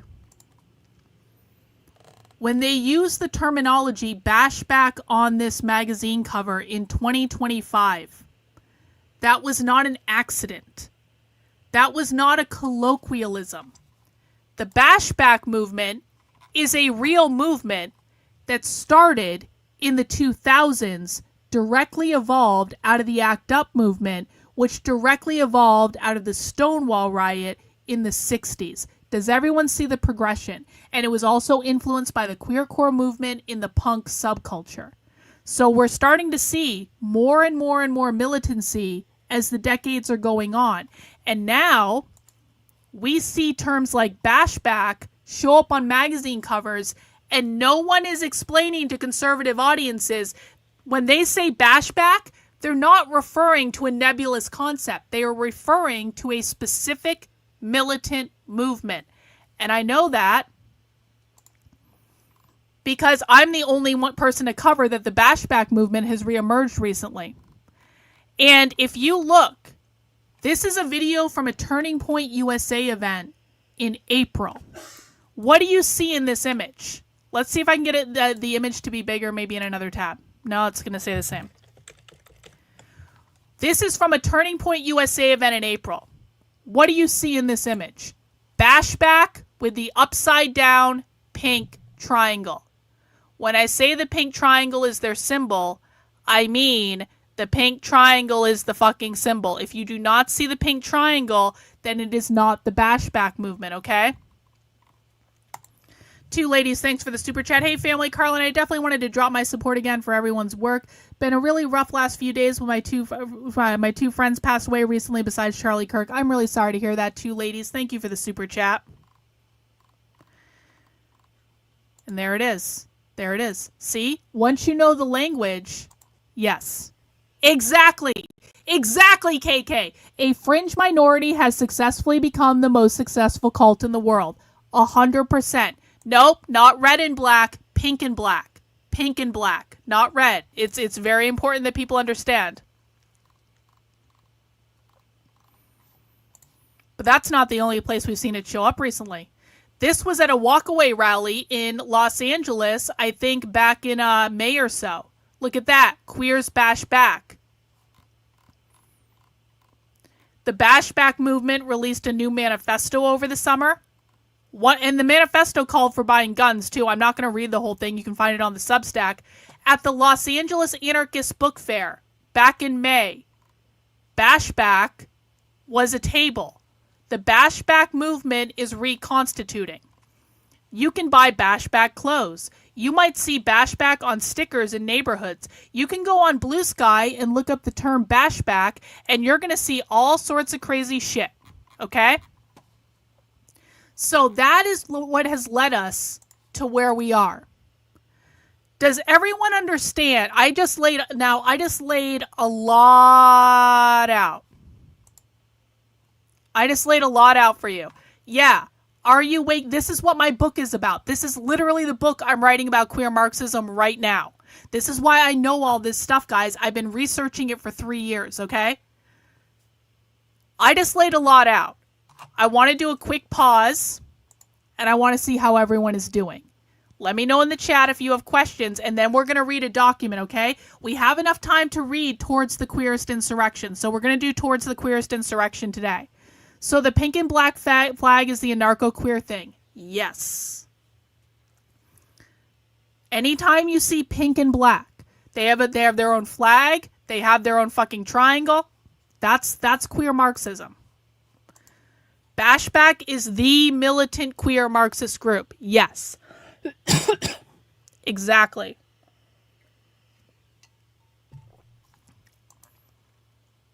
It's a lot. I just told you a lot of information. I know. And what's more insane is I'm the only person teaching this on the internet. Everyone else is fucking lying. Andy No is lying to his audience. And this is why I give Andy No so much shit for saying Trantifa. By the way, I have told Andy No all of this. Andy No has been given all of this evidence in DMs, and he refuses to fucking look at it.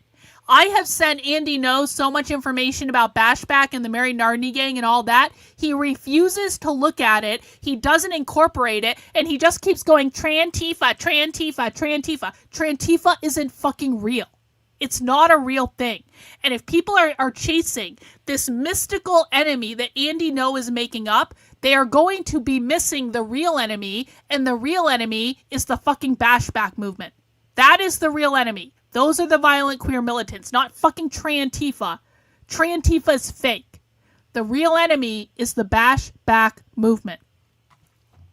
And yeah, I do have the DMs with Andy, and I will show the fucking DMs if someone makes me do it, but it pisses me off to no end. So no one tell me to be easy on Andy No. I will not.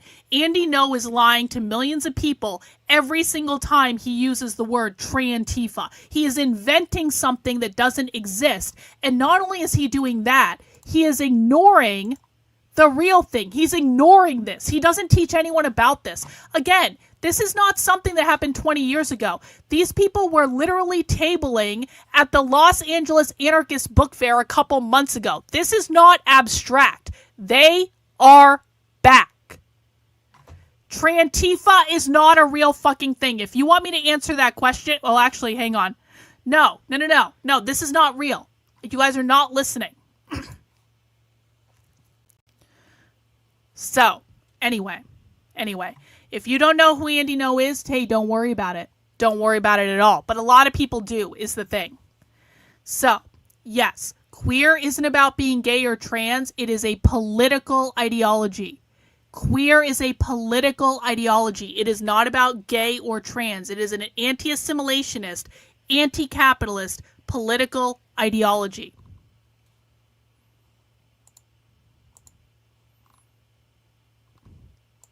Yeah, I've actually thought about doing an AMA, but just not today. We got a lot of stuff to get through. Okay.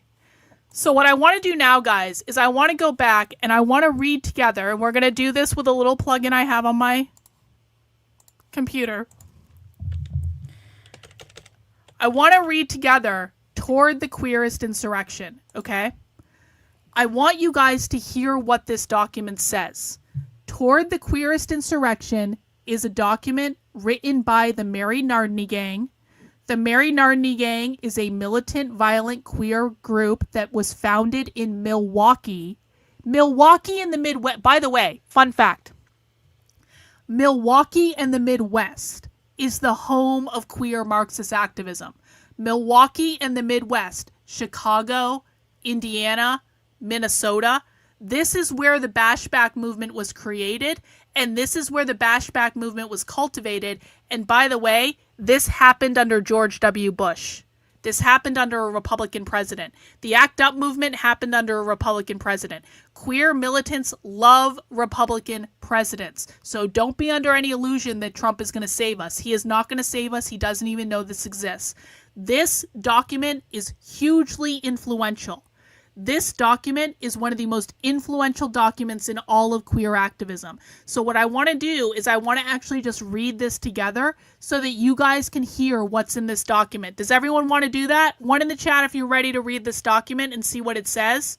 Two in the chat if you're okay. If you're okay, you can go somewhere else, I guess. But we're going to read this document, regardless of whether you guys want to or not. I just want to know who's ready. Can I talk about that another day, please? Can I talk about that another day? I'll answer that question, just not today. Okay, cool. Everyone's ready. Okay, let me get my little plug-in. Not that one, this one. And we're going to read. If it works, and if it doesn't, I'll load it on a website and it'll be fine. Oh, come on. Just work, just work, just work. Source, retrieved on September 6th. Some will read queer as synonymous with gay and lesbian or LGBT. This reading falls short. See, it says right off the bat. The very first thing in this document, guys, actually, let me make this bigger. Let me see if I can make this bigger for you guys. The very first thing in this document, some will read queer as synonymous with gay and lesbian or LGBT. This reading falls short. This was written in 2008. They are telling you queer is not about being gay or trans. Okay? Right off the bat, immediately. Some will read queer as synonymous with gay and lesbian. Some will read queer as synonymous with gay and lesbian or LGBT. This reading falls short. While those who would fit within the constructions of L, G, B, or T could fall within the discursive limits of queer, queer is not a stable area to inhabit. Queer is not merely another identity that can be tacked onto a list of neat social categories, nor the quantitative sum of our identities. Rather, it is the qualitative position of opposition to presentations of stability, an identity that problematizes the manageable limits of identity. Queer is a territory of tension, defined against the dominant narrative of white hetero-monogamous patriarchy. Okay, I want to pause here. Queer is defined against the dominant narrative of white hetero-monogamous patriarchy. White is a reference to capitalism. We've already covered that. Hetero means to walk the straight and narrow or to be closed-minded. It's, again, a reference to normativity. It's not a reference to a man and a woman. We've already talked about how queer Marxists hate monogamy. They believe monogamy is a form of propertied relationships. They prefer polyamory to queer the nuclear family. The patriarchy is what they call the gender hierarchy. That is the idea that men are over women. That's created by capitalism. So literally, all four of these words, white, hetero, monogamous, patriarchy, are just different attacks on capitalism. And you're going to see as we go through this document, the ultimate goal of queer liberation is the annihilation of capitalism. That's almost a direct quote from this document. So that's what all those words mean, just in case people were confused. Queer is a territory of tension, defined against the dominant narrative of white hetero-monogamous patriarchy, but also by an affinity with all who are marginalized, otherized, and oppressed. Queer is the abnormal, the strange, the dangerous. Queer involves our sexuality and our gender, but so much more. It is our desire and fantasies and more still. Queer is the cohesion of everything in conflict with the heterosexual capitalist world. Queer is a total rejection of the regime of the normal. Queer is the cohesion of everything in conflict with the heterosexual. Again, that means normative. That doesn't mean straight. That means normative. That normative capitalist world. Queer is a total rejection of the regime of the normal. When I say they're anti-assimilationists, that's what that means. Anti-assimilation means being against normativity. Normativity are the norms that uphold capitalism. As queers, we understand normalcy. Normal is the tyranny of our condition, reproduced in all of our relationships. Normalcy is violently reiterated in every minute of every day. We understand this normalcy as the totality. The totality being the interconnection and overlapping of all oppression and misery. The totality is the state. It is capitalism. Capitalism. It is civilization and empire. The totality is fence post crucifixion. It is rape and murder at the hands of police. It is STR 8 acting and no fatties or femmes. It is queer eye for the straight guy. It is Queer eye for the straight guy is an example of rainbow capitalism to queer Marxists. They didn't like queer eye for the straight guy because they believe it exploited them in order to make money for people, essentially. So that's why they're saying, like, they're saying it's queer eye for the straight guy in a way of saying, like, oh, fuck this. We don't like any of these things. It is the brutal lessons taught to those who can't achieve normal. It is every way we've limited ourselves or learned to hate our bodies. We understand normalcy all too well. 3. When we speak of social war, we do so because purist class analysis is not enough for us. What does a Marxist economic worldview mean to a survivor of bashing? To a sex worker? To a homeless teenage runaway? How can class analysis, alone as paradigm for a revolution, promise liberation to those of us journeying beyond our assigned genders and sexualities? The proletariat as revolutionary subject marginalizes all whose lives don't fit in the model of heterosexual worker. Lenin and Marx have never fucked the ways we have. We need something a bit more thorough, something equipped to come with. Oh. Hey, I was going to pause it anyway, but so I want to point this out. Lenin and Marx have never fucked the ways we have. We need something a bit more thorough, something equipped to come with the teeth gnashing to all the intricacies of our misery. What they're telling you is this is not pure Marxism. This is a mutated strain of Marxism. They are explicit about it. They're like, Lenin and Marx, that's fine, but they've never fucked like we have. They've never dealt with the problems that we have to deal with. They've never dealt with this type of oppression. What we have is a different thing. We need something a bit more thorough, something equipped to come with teeth gnashing to all the intricacies of our misery. Simply put, we want to make ruins of domination in all of its varied and interlacing forms. This struggle inhabiting every social relationship is what we know as social war. It is both the process and the condition of a conflict with this totality. 4. In the discourse of queer, we're talking about a space of struggle against this totality, against normalcy. By queer, we mean social war. And when we speak of queer as a conflict with all domination, we mean it.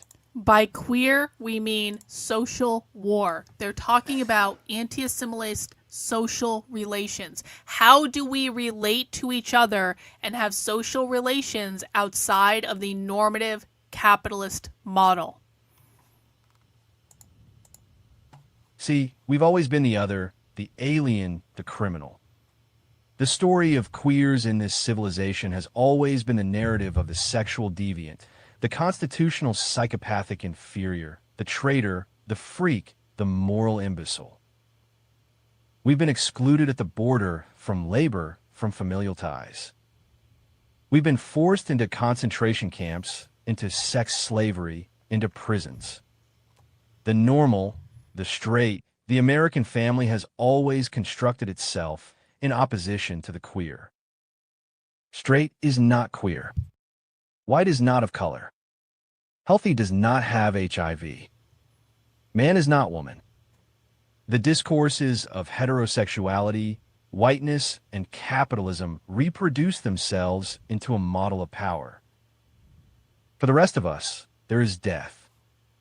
In his work, Jean Genet asserts that the life of a queer is one of exile, that all of the totality of this world is constructed to marginalize and exploit us. He posits the queer as the criminal.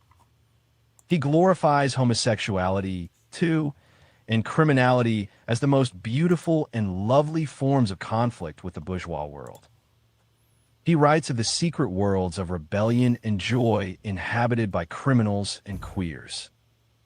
Quoth Jennett, "Excluded by my birth and taste from the social order, I was not aware of its diversity. Nothing in the world was irrelevant. The stars on a general's sleeve, the stock market quotations, the olive harvest, the style of the judiciary, the wheat exchange flower beds. Nothing. This order, fearful and feared, whose details were all interrelated, had a meaning, my exile." 6. A fag is bashed because his gender presentation is far too femme. A poor transman can't afford his life-saving hormones. A sex worker is murdered by their client. A genderqueer person is raped because Z just needed to be fucked straight. 4 black lesbians are sent to prison for daring to defend themselves against a straight male attacker. 3. Cops beat us on the streets, and our bodies are being destroyed by pharmaceutical companies because we can't give them a dime. Queers experience directly with our bodies the violence and domination of this world. Class, race, gender, sexuality, ability. While often these interrelated and overlapping categories of oppression are lost to abstraction, queers are forced to physically understand each. We've had our bodies and desires stolen from us, mutilated and sold back to us as a model of living we can never embody. Foucault says that power must be understood in the first instance as the multiplicity of force relations immanent in the sphere in which they operate and which constitute their own organization, as the processes which, through ceaseless struggles and confrontations, transforms, strengthens, or reverses them, as the support which these force relations find in one another, thus forming a chain or system. Hang on. If you're confused, that's normal. If you feel like you don't know what's going on, that's okay. I'm going to walk you guys through the important bits of this, all right? So I'm not saying anything because I'm letting it play so that you can see the full document. But if you're confused, you're probably not the only one. I'm going to make sure I stop and explain the important pieces, all right? And please ask questions. Everyone's allowed to ask questions. I may not stop, but I know people in the chat who have read this stuff with me. They will answer them. So please ask questions in the chat if you have it. But just lean into being confused because there will be a time when it all becomes clear. But just lean into it for the moment, okay? Through ceaseless struggles and confrontations, transforms, strengthens, or reverses them, as the support which these force relations find in one another, thus forming a chain or system.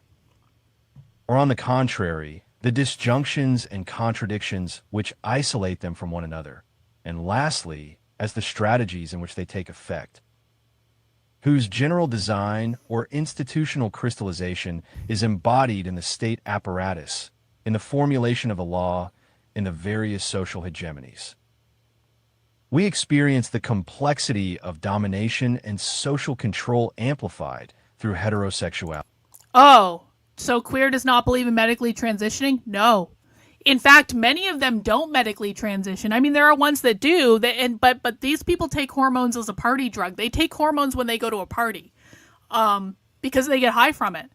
So no, you do not have to medically transition to be queer. They're actually very clear about this. We experience the complexity of domination and social control amplified through heterosexuality. When police kill us, we want them dead in turn. When prisons entrap our bodies and rape us because our genders aren't similarly contained, of course we want fire to them all. When borders are erected to construct a national identity absent of people of color and queers, we see only one solution: every nation and border reduced to rubble. Okay, everyone pay attention. 7. The perspective of queers within the heteronormative world is a lens through which we can critique and attack the apparatus of capitalism. We can analyze the The perspective of queers within the heteronormative world is a lens in which we can critique and attack the apparatus of capitalism. They are about to tell you that their number one enemy as queer Marxists is capitalism. We can analyze the ways in which medicine, the prison system, the church, the state, marriage, the media, borders, the Well, Brian, that's a retarded perspective because it's young people reading this. This was written in 2008. This is one of the most read documents of all young queer activists today.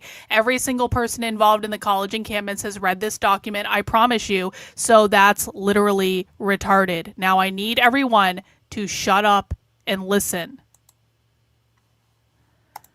It says it over and over again, Scott. It literally says it, but you have to stop talking and listen. Everyone has to listen. No, queer isn't. No, that's not what I said. I said queer is an anti-assimilationist, anti-capitalist ideology. It's not a state of mind. It is a political ideology. Everyone needs to fucking listen. We can analyze the ways in which medicine, the prison system, the church, the state, marriage, the media, borders, the military and police are used to control and destroy us. More importantly, we can use these cases to articulate a cohesive criticism of every way that we are alienated and dominated. Queer is a position from which to attack the normative more, a position from which to understand and attack the ways in which normal is reproduced and reiterated. That's the family. In destabilizing and problematizing normalcy, we can destabilize and become a problem for the totality. The history of organized queers was born out of this position. The most marginalized trans folk, people of color, sex workers, have always been the catalyst for riotous explosions of queer resistance. These explosions have been coupled with a radical analysis wholeheartedly asserting that the liberation for queer people is intrinsically tied to the annihilation of capitalism and the state. There it is. Most important line in this entire document. The explosions have been coupled with a radical analysis wholeheartedly asserting that the liberation for queer people is intrinsically tied to the annihilation of capitalism and the state. And when they say the state, they mean the capitalist state and the capitalist government because they believe the United States is a capitalist state, a capitalist government. They're telling you the liberation for queer people is intrinsically tied to the annihilation of capitalism. That is the enemy. That's what they're trying to overcome. That's what they're trying to abolish. And that means the United States government and the Constitution. Okay? These explosions have been coupled with a radical analysis wholeheartedly asserting that the liberation for queer people is intrinsically tied to the annihilation of capitalism and the state. It is no wonder, then, that the first people to publicly speak of sexual liberation in this country were anarchists, or that those in the last century who struggled for queer liberation also simultaneously struggled against capitalism, Boom. racism, and patriarchy and empire. All words that mean the same thing. This is our history. 8.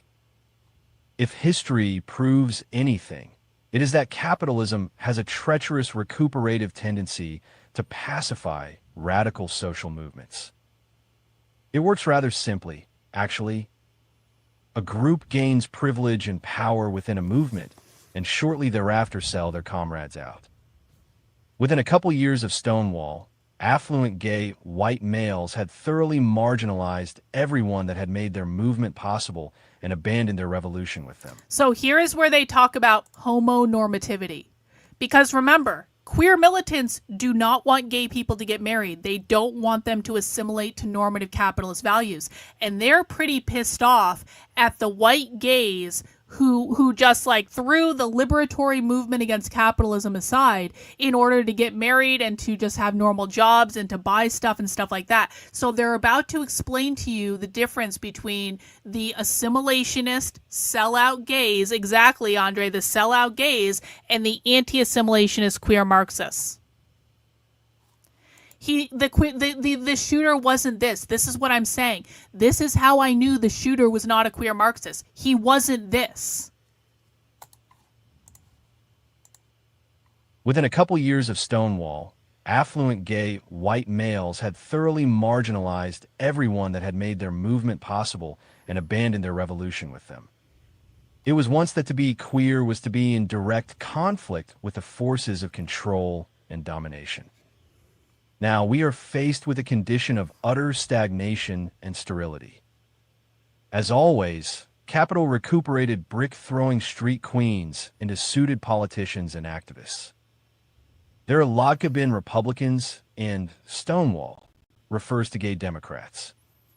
There are gay energy drinks and a queer television station that wages war on the minds, bodies, and esteem of impressionable youth.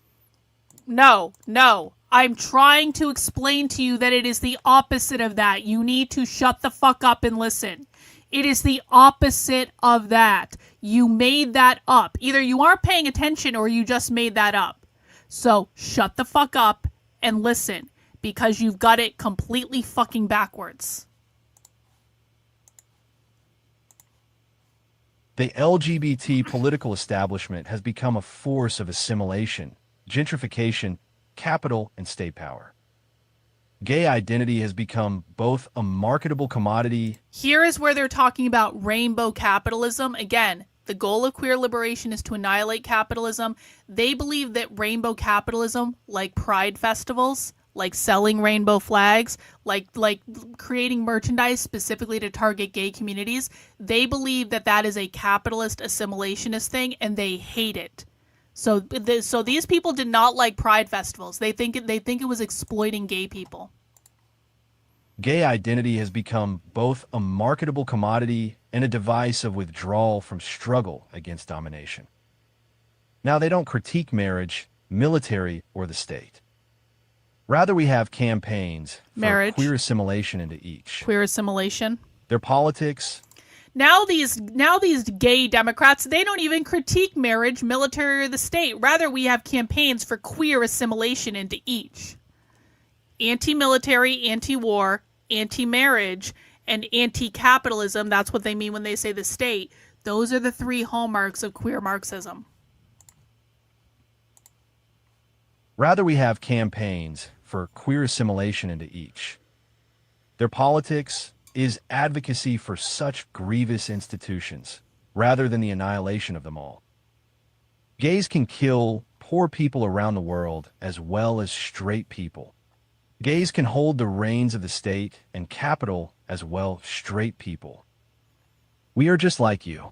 Assimilationists want nothing less than to construct the homosexual as normal. White, monogamous, wealthy, 2.5 children, SUVs with a white picket fence. This construction, of course, reproduces the stability of heterosexuality, whiteness, patriarchy, the gender binary, and capitalism itself. All right, this is the part where they define homonormativity, which is the normie gays assimilating to the straights. I'm just going to read this again. Assimilationists want nothing less than to construct the homosexual as normal, white, monogamous, wealthy, 2.5 kids, SUV, and a white picket fence. This construction reproduces the stability of heterosexuality, that means the norms that uphold capitalism, whiteness, which means capitalism, patriarchy, which is a reference to capitalism, the gender binary, which was created by capitalism, and capitalism itself. One of the things you have to learn about the left is that almost every single term they use is a reference to capitalism, but they're all different references. So basically what they're doing, people say like, oh, why don't they just say capitalism? It's a different aspect of capitalism. Whiteness is a different aspect of capitalism than patriarchy. Gender binary is a different aspect of capitalism than I don't fucking than getting a job in corporate America. It's like they're attacking capitalism from all the different angles, and they're trying to attack it in as many ways as possible. So it's not as easy as just saying, like, colonialism is a reference to capitalism, imperialism is a reference to capitalism, environmental justice is a reference to capitalism. It's like they're attacking all the different aspects of capitalism because it's a monstrous system that they're trying to overthrow. But you have to understand that every single one of those words, it's all just references to a different aspect of capitalism. Yes, capitalism does live rent-free in their heads. Very, very true. And that's what intersectionality is, by the way. Intersectionality is all the ways you're impacted by capitalism. This construction, of course, reproduces the stability of heterosexuality, whiteness, patriarchy, the gender binary, and capitalism itself. If we genuinely want to make ruins of this totality, we need to make a break. We don't need inclusion in a marriage, the military, and the state. So they're pretty clear. We don't want inclusion into marriage, the military, and the state. They never wanted gay marriage to be legalized, and this was written 7 years before gay marriage was legalized. We don't need inclusion in a marriage, the military, and the state. We need to end them. No more gay politicians, CEOs, and cops. We need to swiftly and immediately articulate a wide gulf between the politics of assimilation and the struggle for liberation. We need to rediscover our riotous inheritance as queer anarchists. We need to destroy constructions of normalcy and create instead a position based in our alienation from this normalcy and one capable of dismantling it. We must use these positions to instigate breaks not just from the assimilationist mainstream, but from capitalism itself. These positions can become tools of a social force ready to create a complete rupture with this world. Our bodies have been born into conflict with this social order. We need to deepen that conflict and make it spread. Susan Stryker. 9. Susan Stryker writes that the state acts to. Aha! Correct. Yeah. They believe race is also a construct created by capitalism. They believe, and I have the Denver Communists on video saying this, the Denver Communists literally said that whiteness is a reference to people who don't work in the sun. The boss, the owner, the capitalist class. Again, we can talk about this another day, but this is correct. Race is a construct of capitalism. It's not a biological thing, just like gender for them is a construct of capitalism. It is not a biological thing. We'll talk about it another day, bro. I'm happy to lay it out, but I'll talk about it another day. Can you please just focus on what's in front of us? Regulate bodies in ways both great and small, by enmeshing them within norms and expectations that determine what kinds of lives are deemed livable or useful, and by shutting down the space of possibility and imaginative transformation where people's lives begin to exceed and escape the state's use for them. We must create space wherein it is possible for desire to flourish. This space, of course, requires conflict with this social order. To desire, in a world structured to confine desire, is a tension we live daily. We must understand this tension so that we can become powerful through it. We must understand it so that it can tear our confinement apart. So Ungovernable says, so I would assume the democratic socialists are also enemies because they use the capitalist system? Yes. Yes. And now you're getting into the difference between reformism within the left and revolutionaries. The DSA are reformers. They work within elections. They still want to overthrow capitalism, but they want to do it within elections. Revolutionaries don't believe in elections. They just want to overthrow the government. The DSA are reformers. Queer Marxists are revolutionaries. That's exactly right. This terrain, born in rupture, must challenge oppression in its entirety. This, of course, means total negation of this world. We must become bodies in revolt. We need to delve into and indulge in power. We can learn the strength of our bodies in struggle for space for our desires.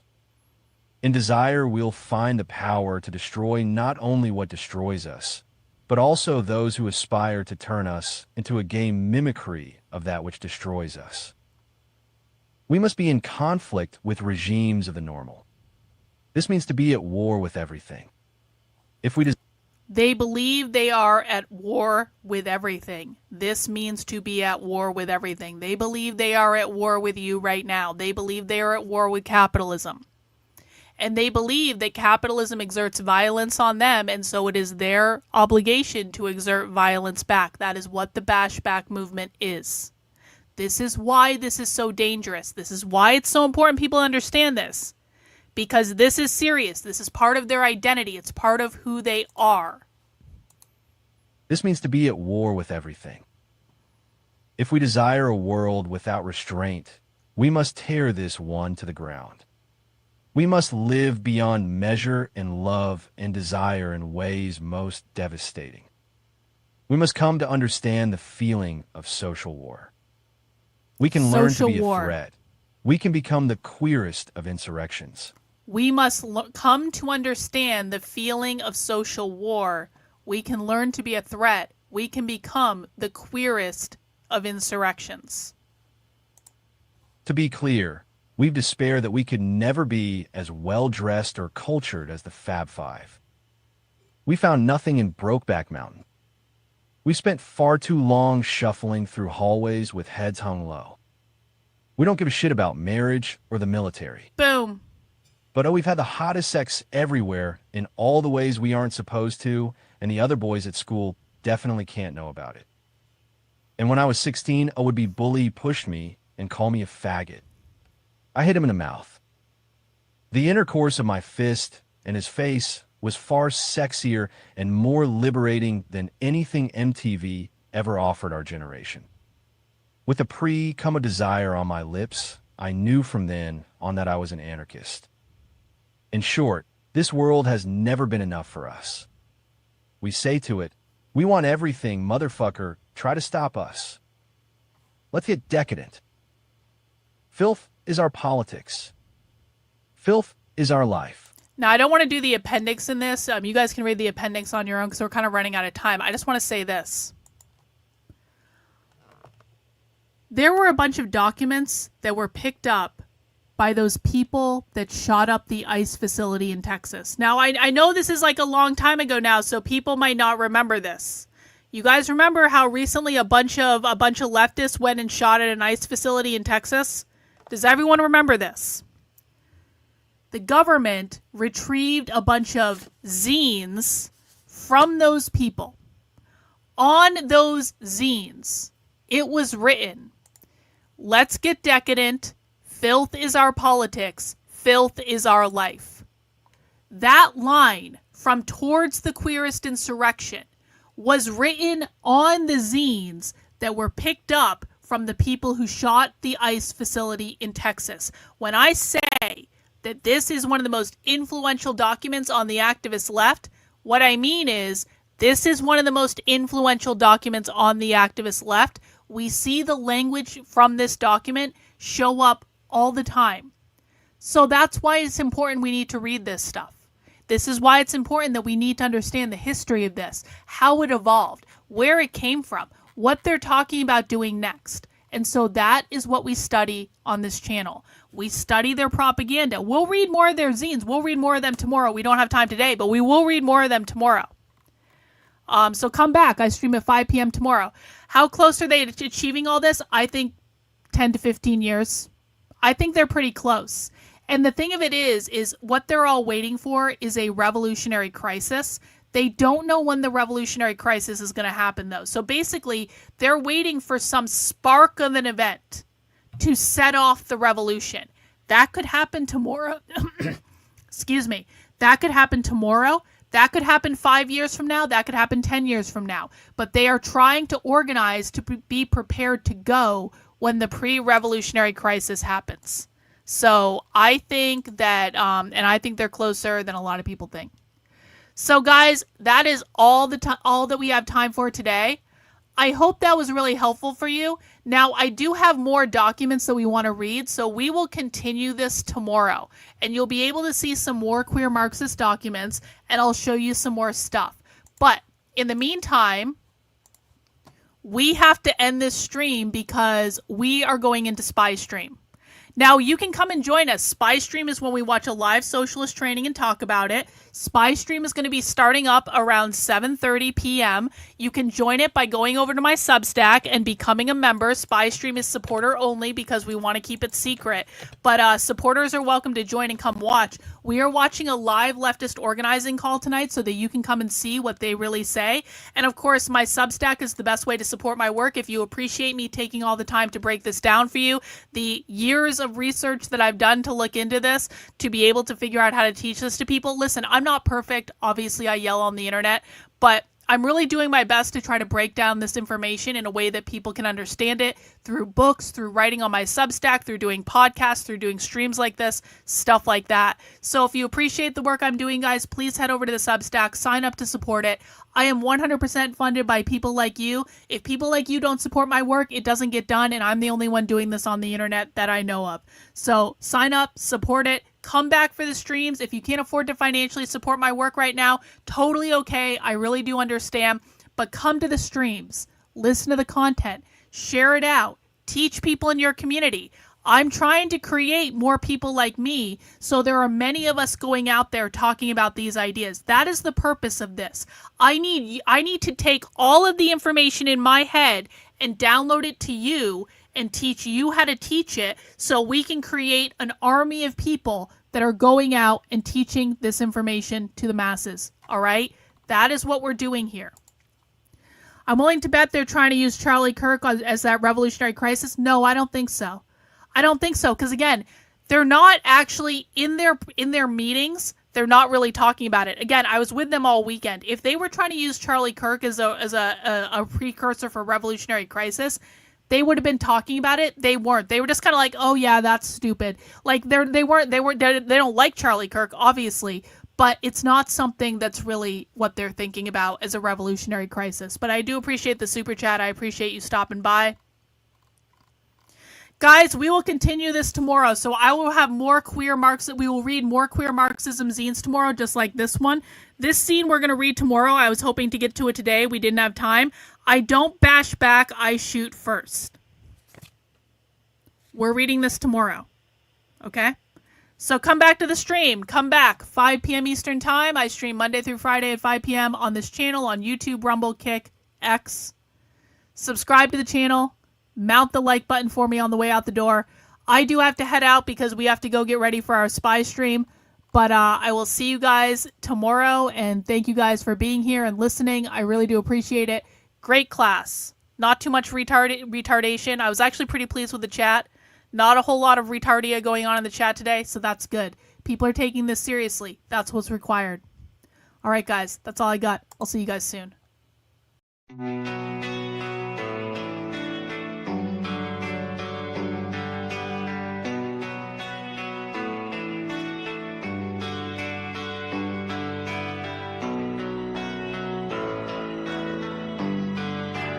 How are you feeling?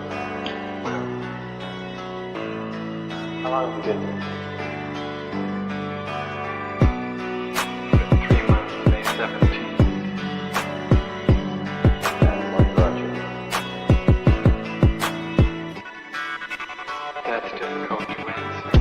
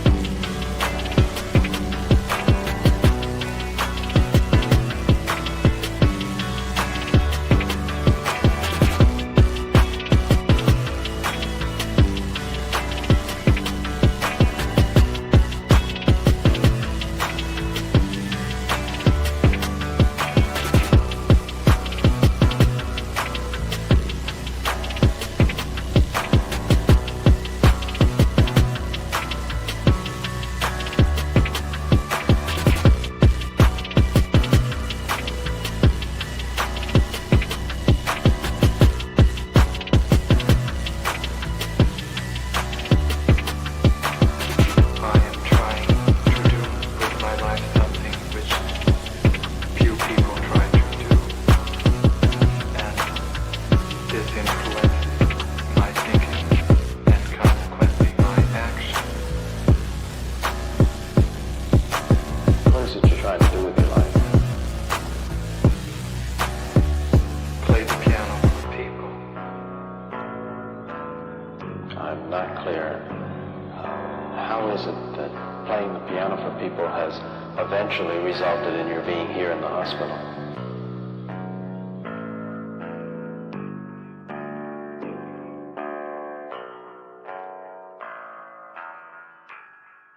That's difficult to answer.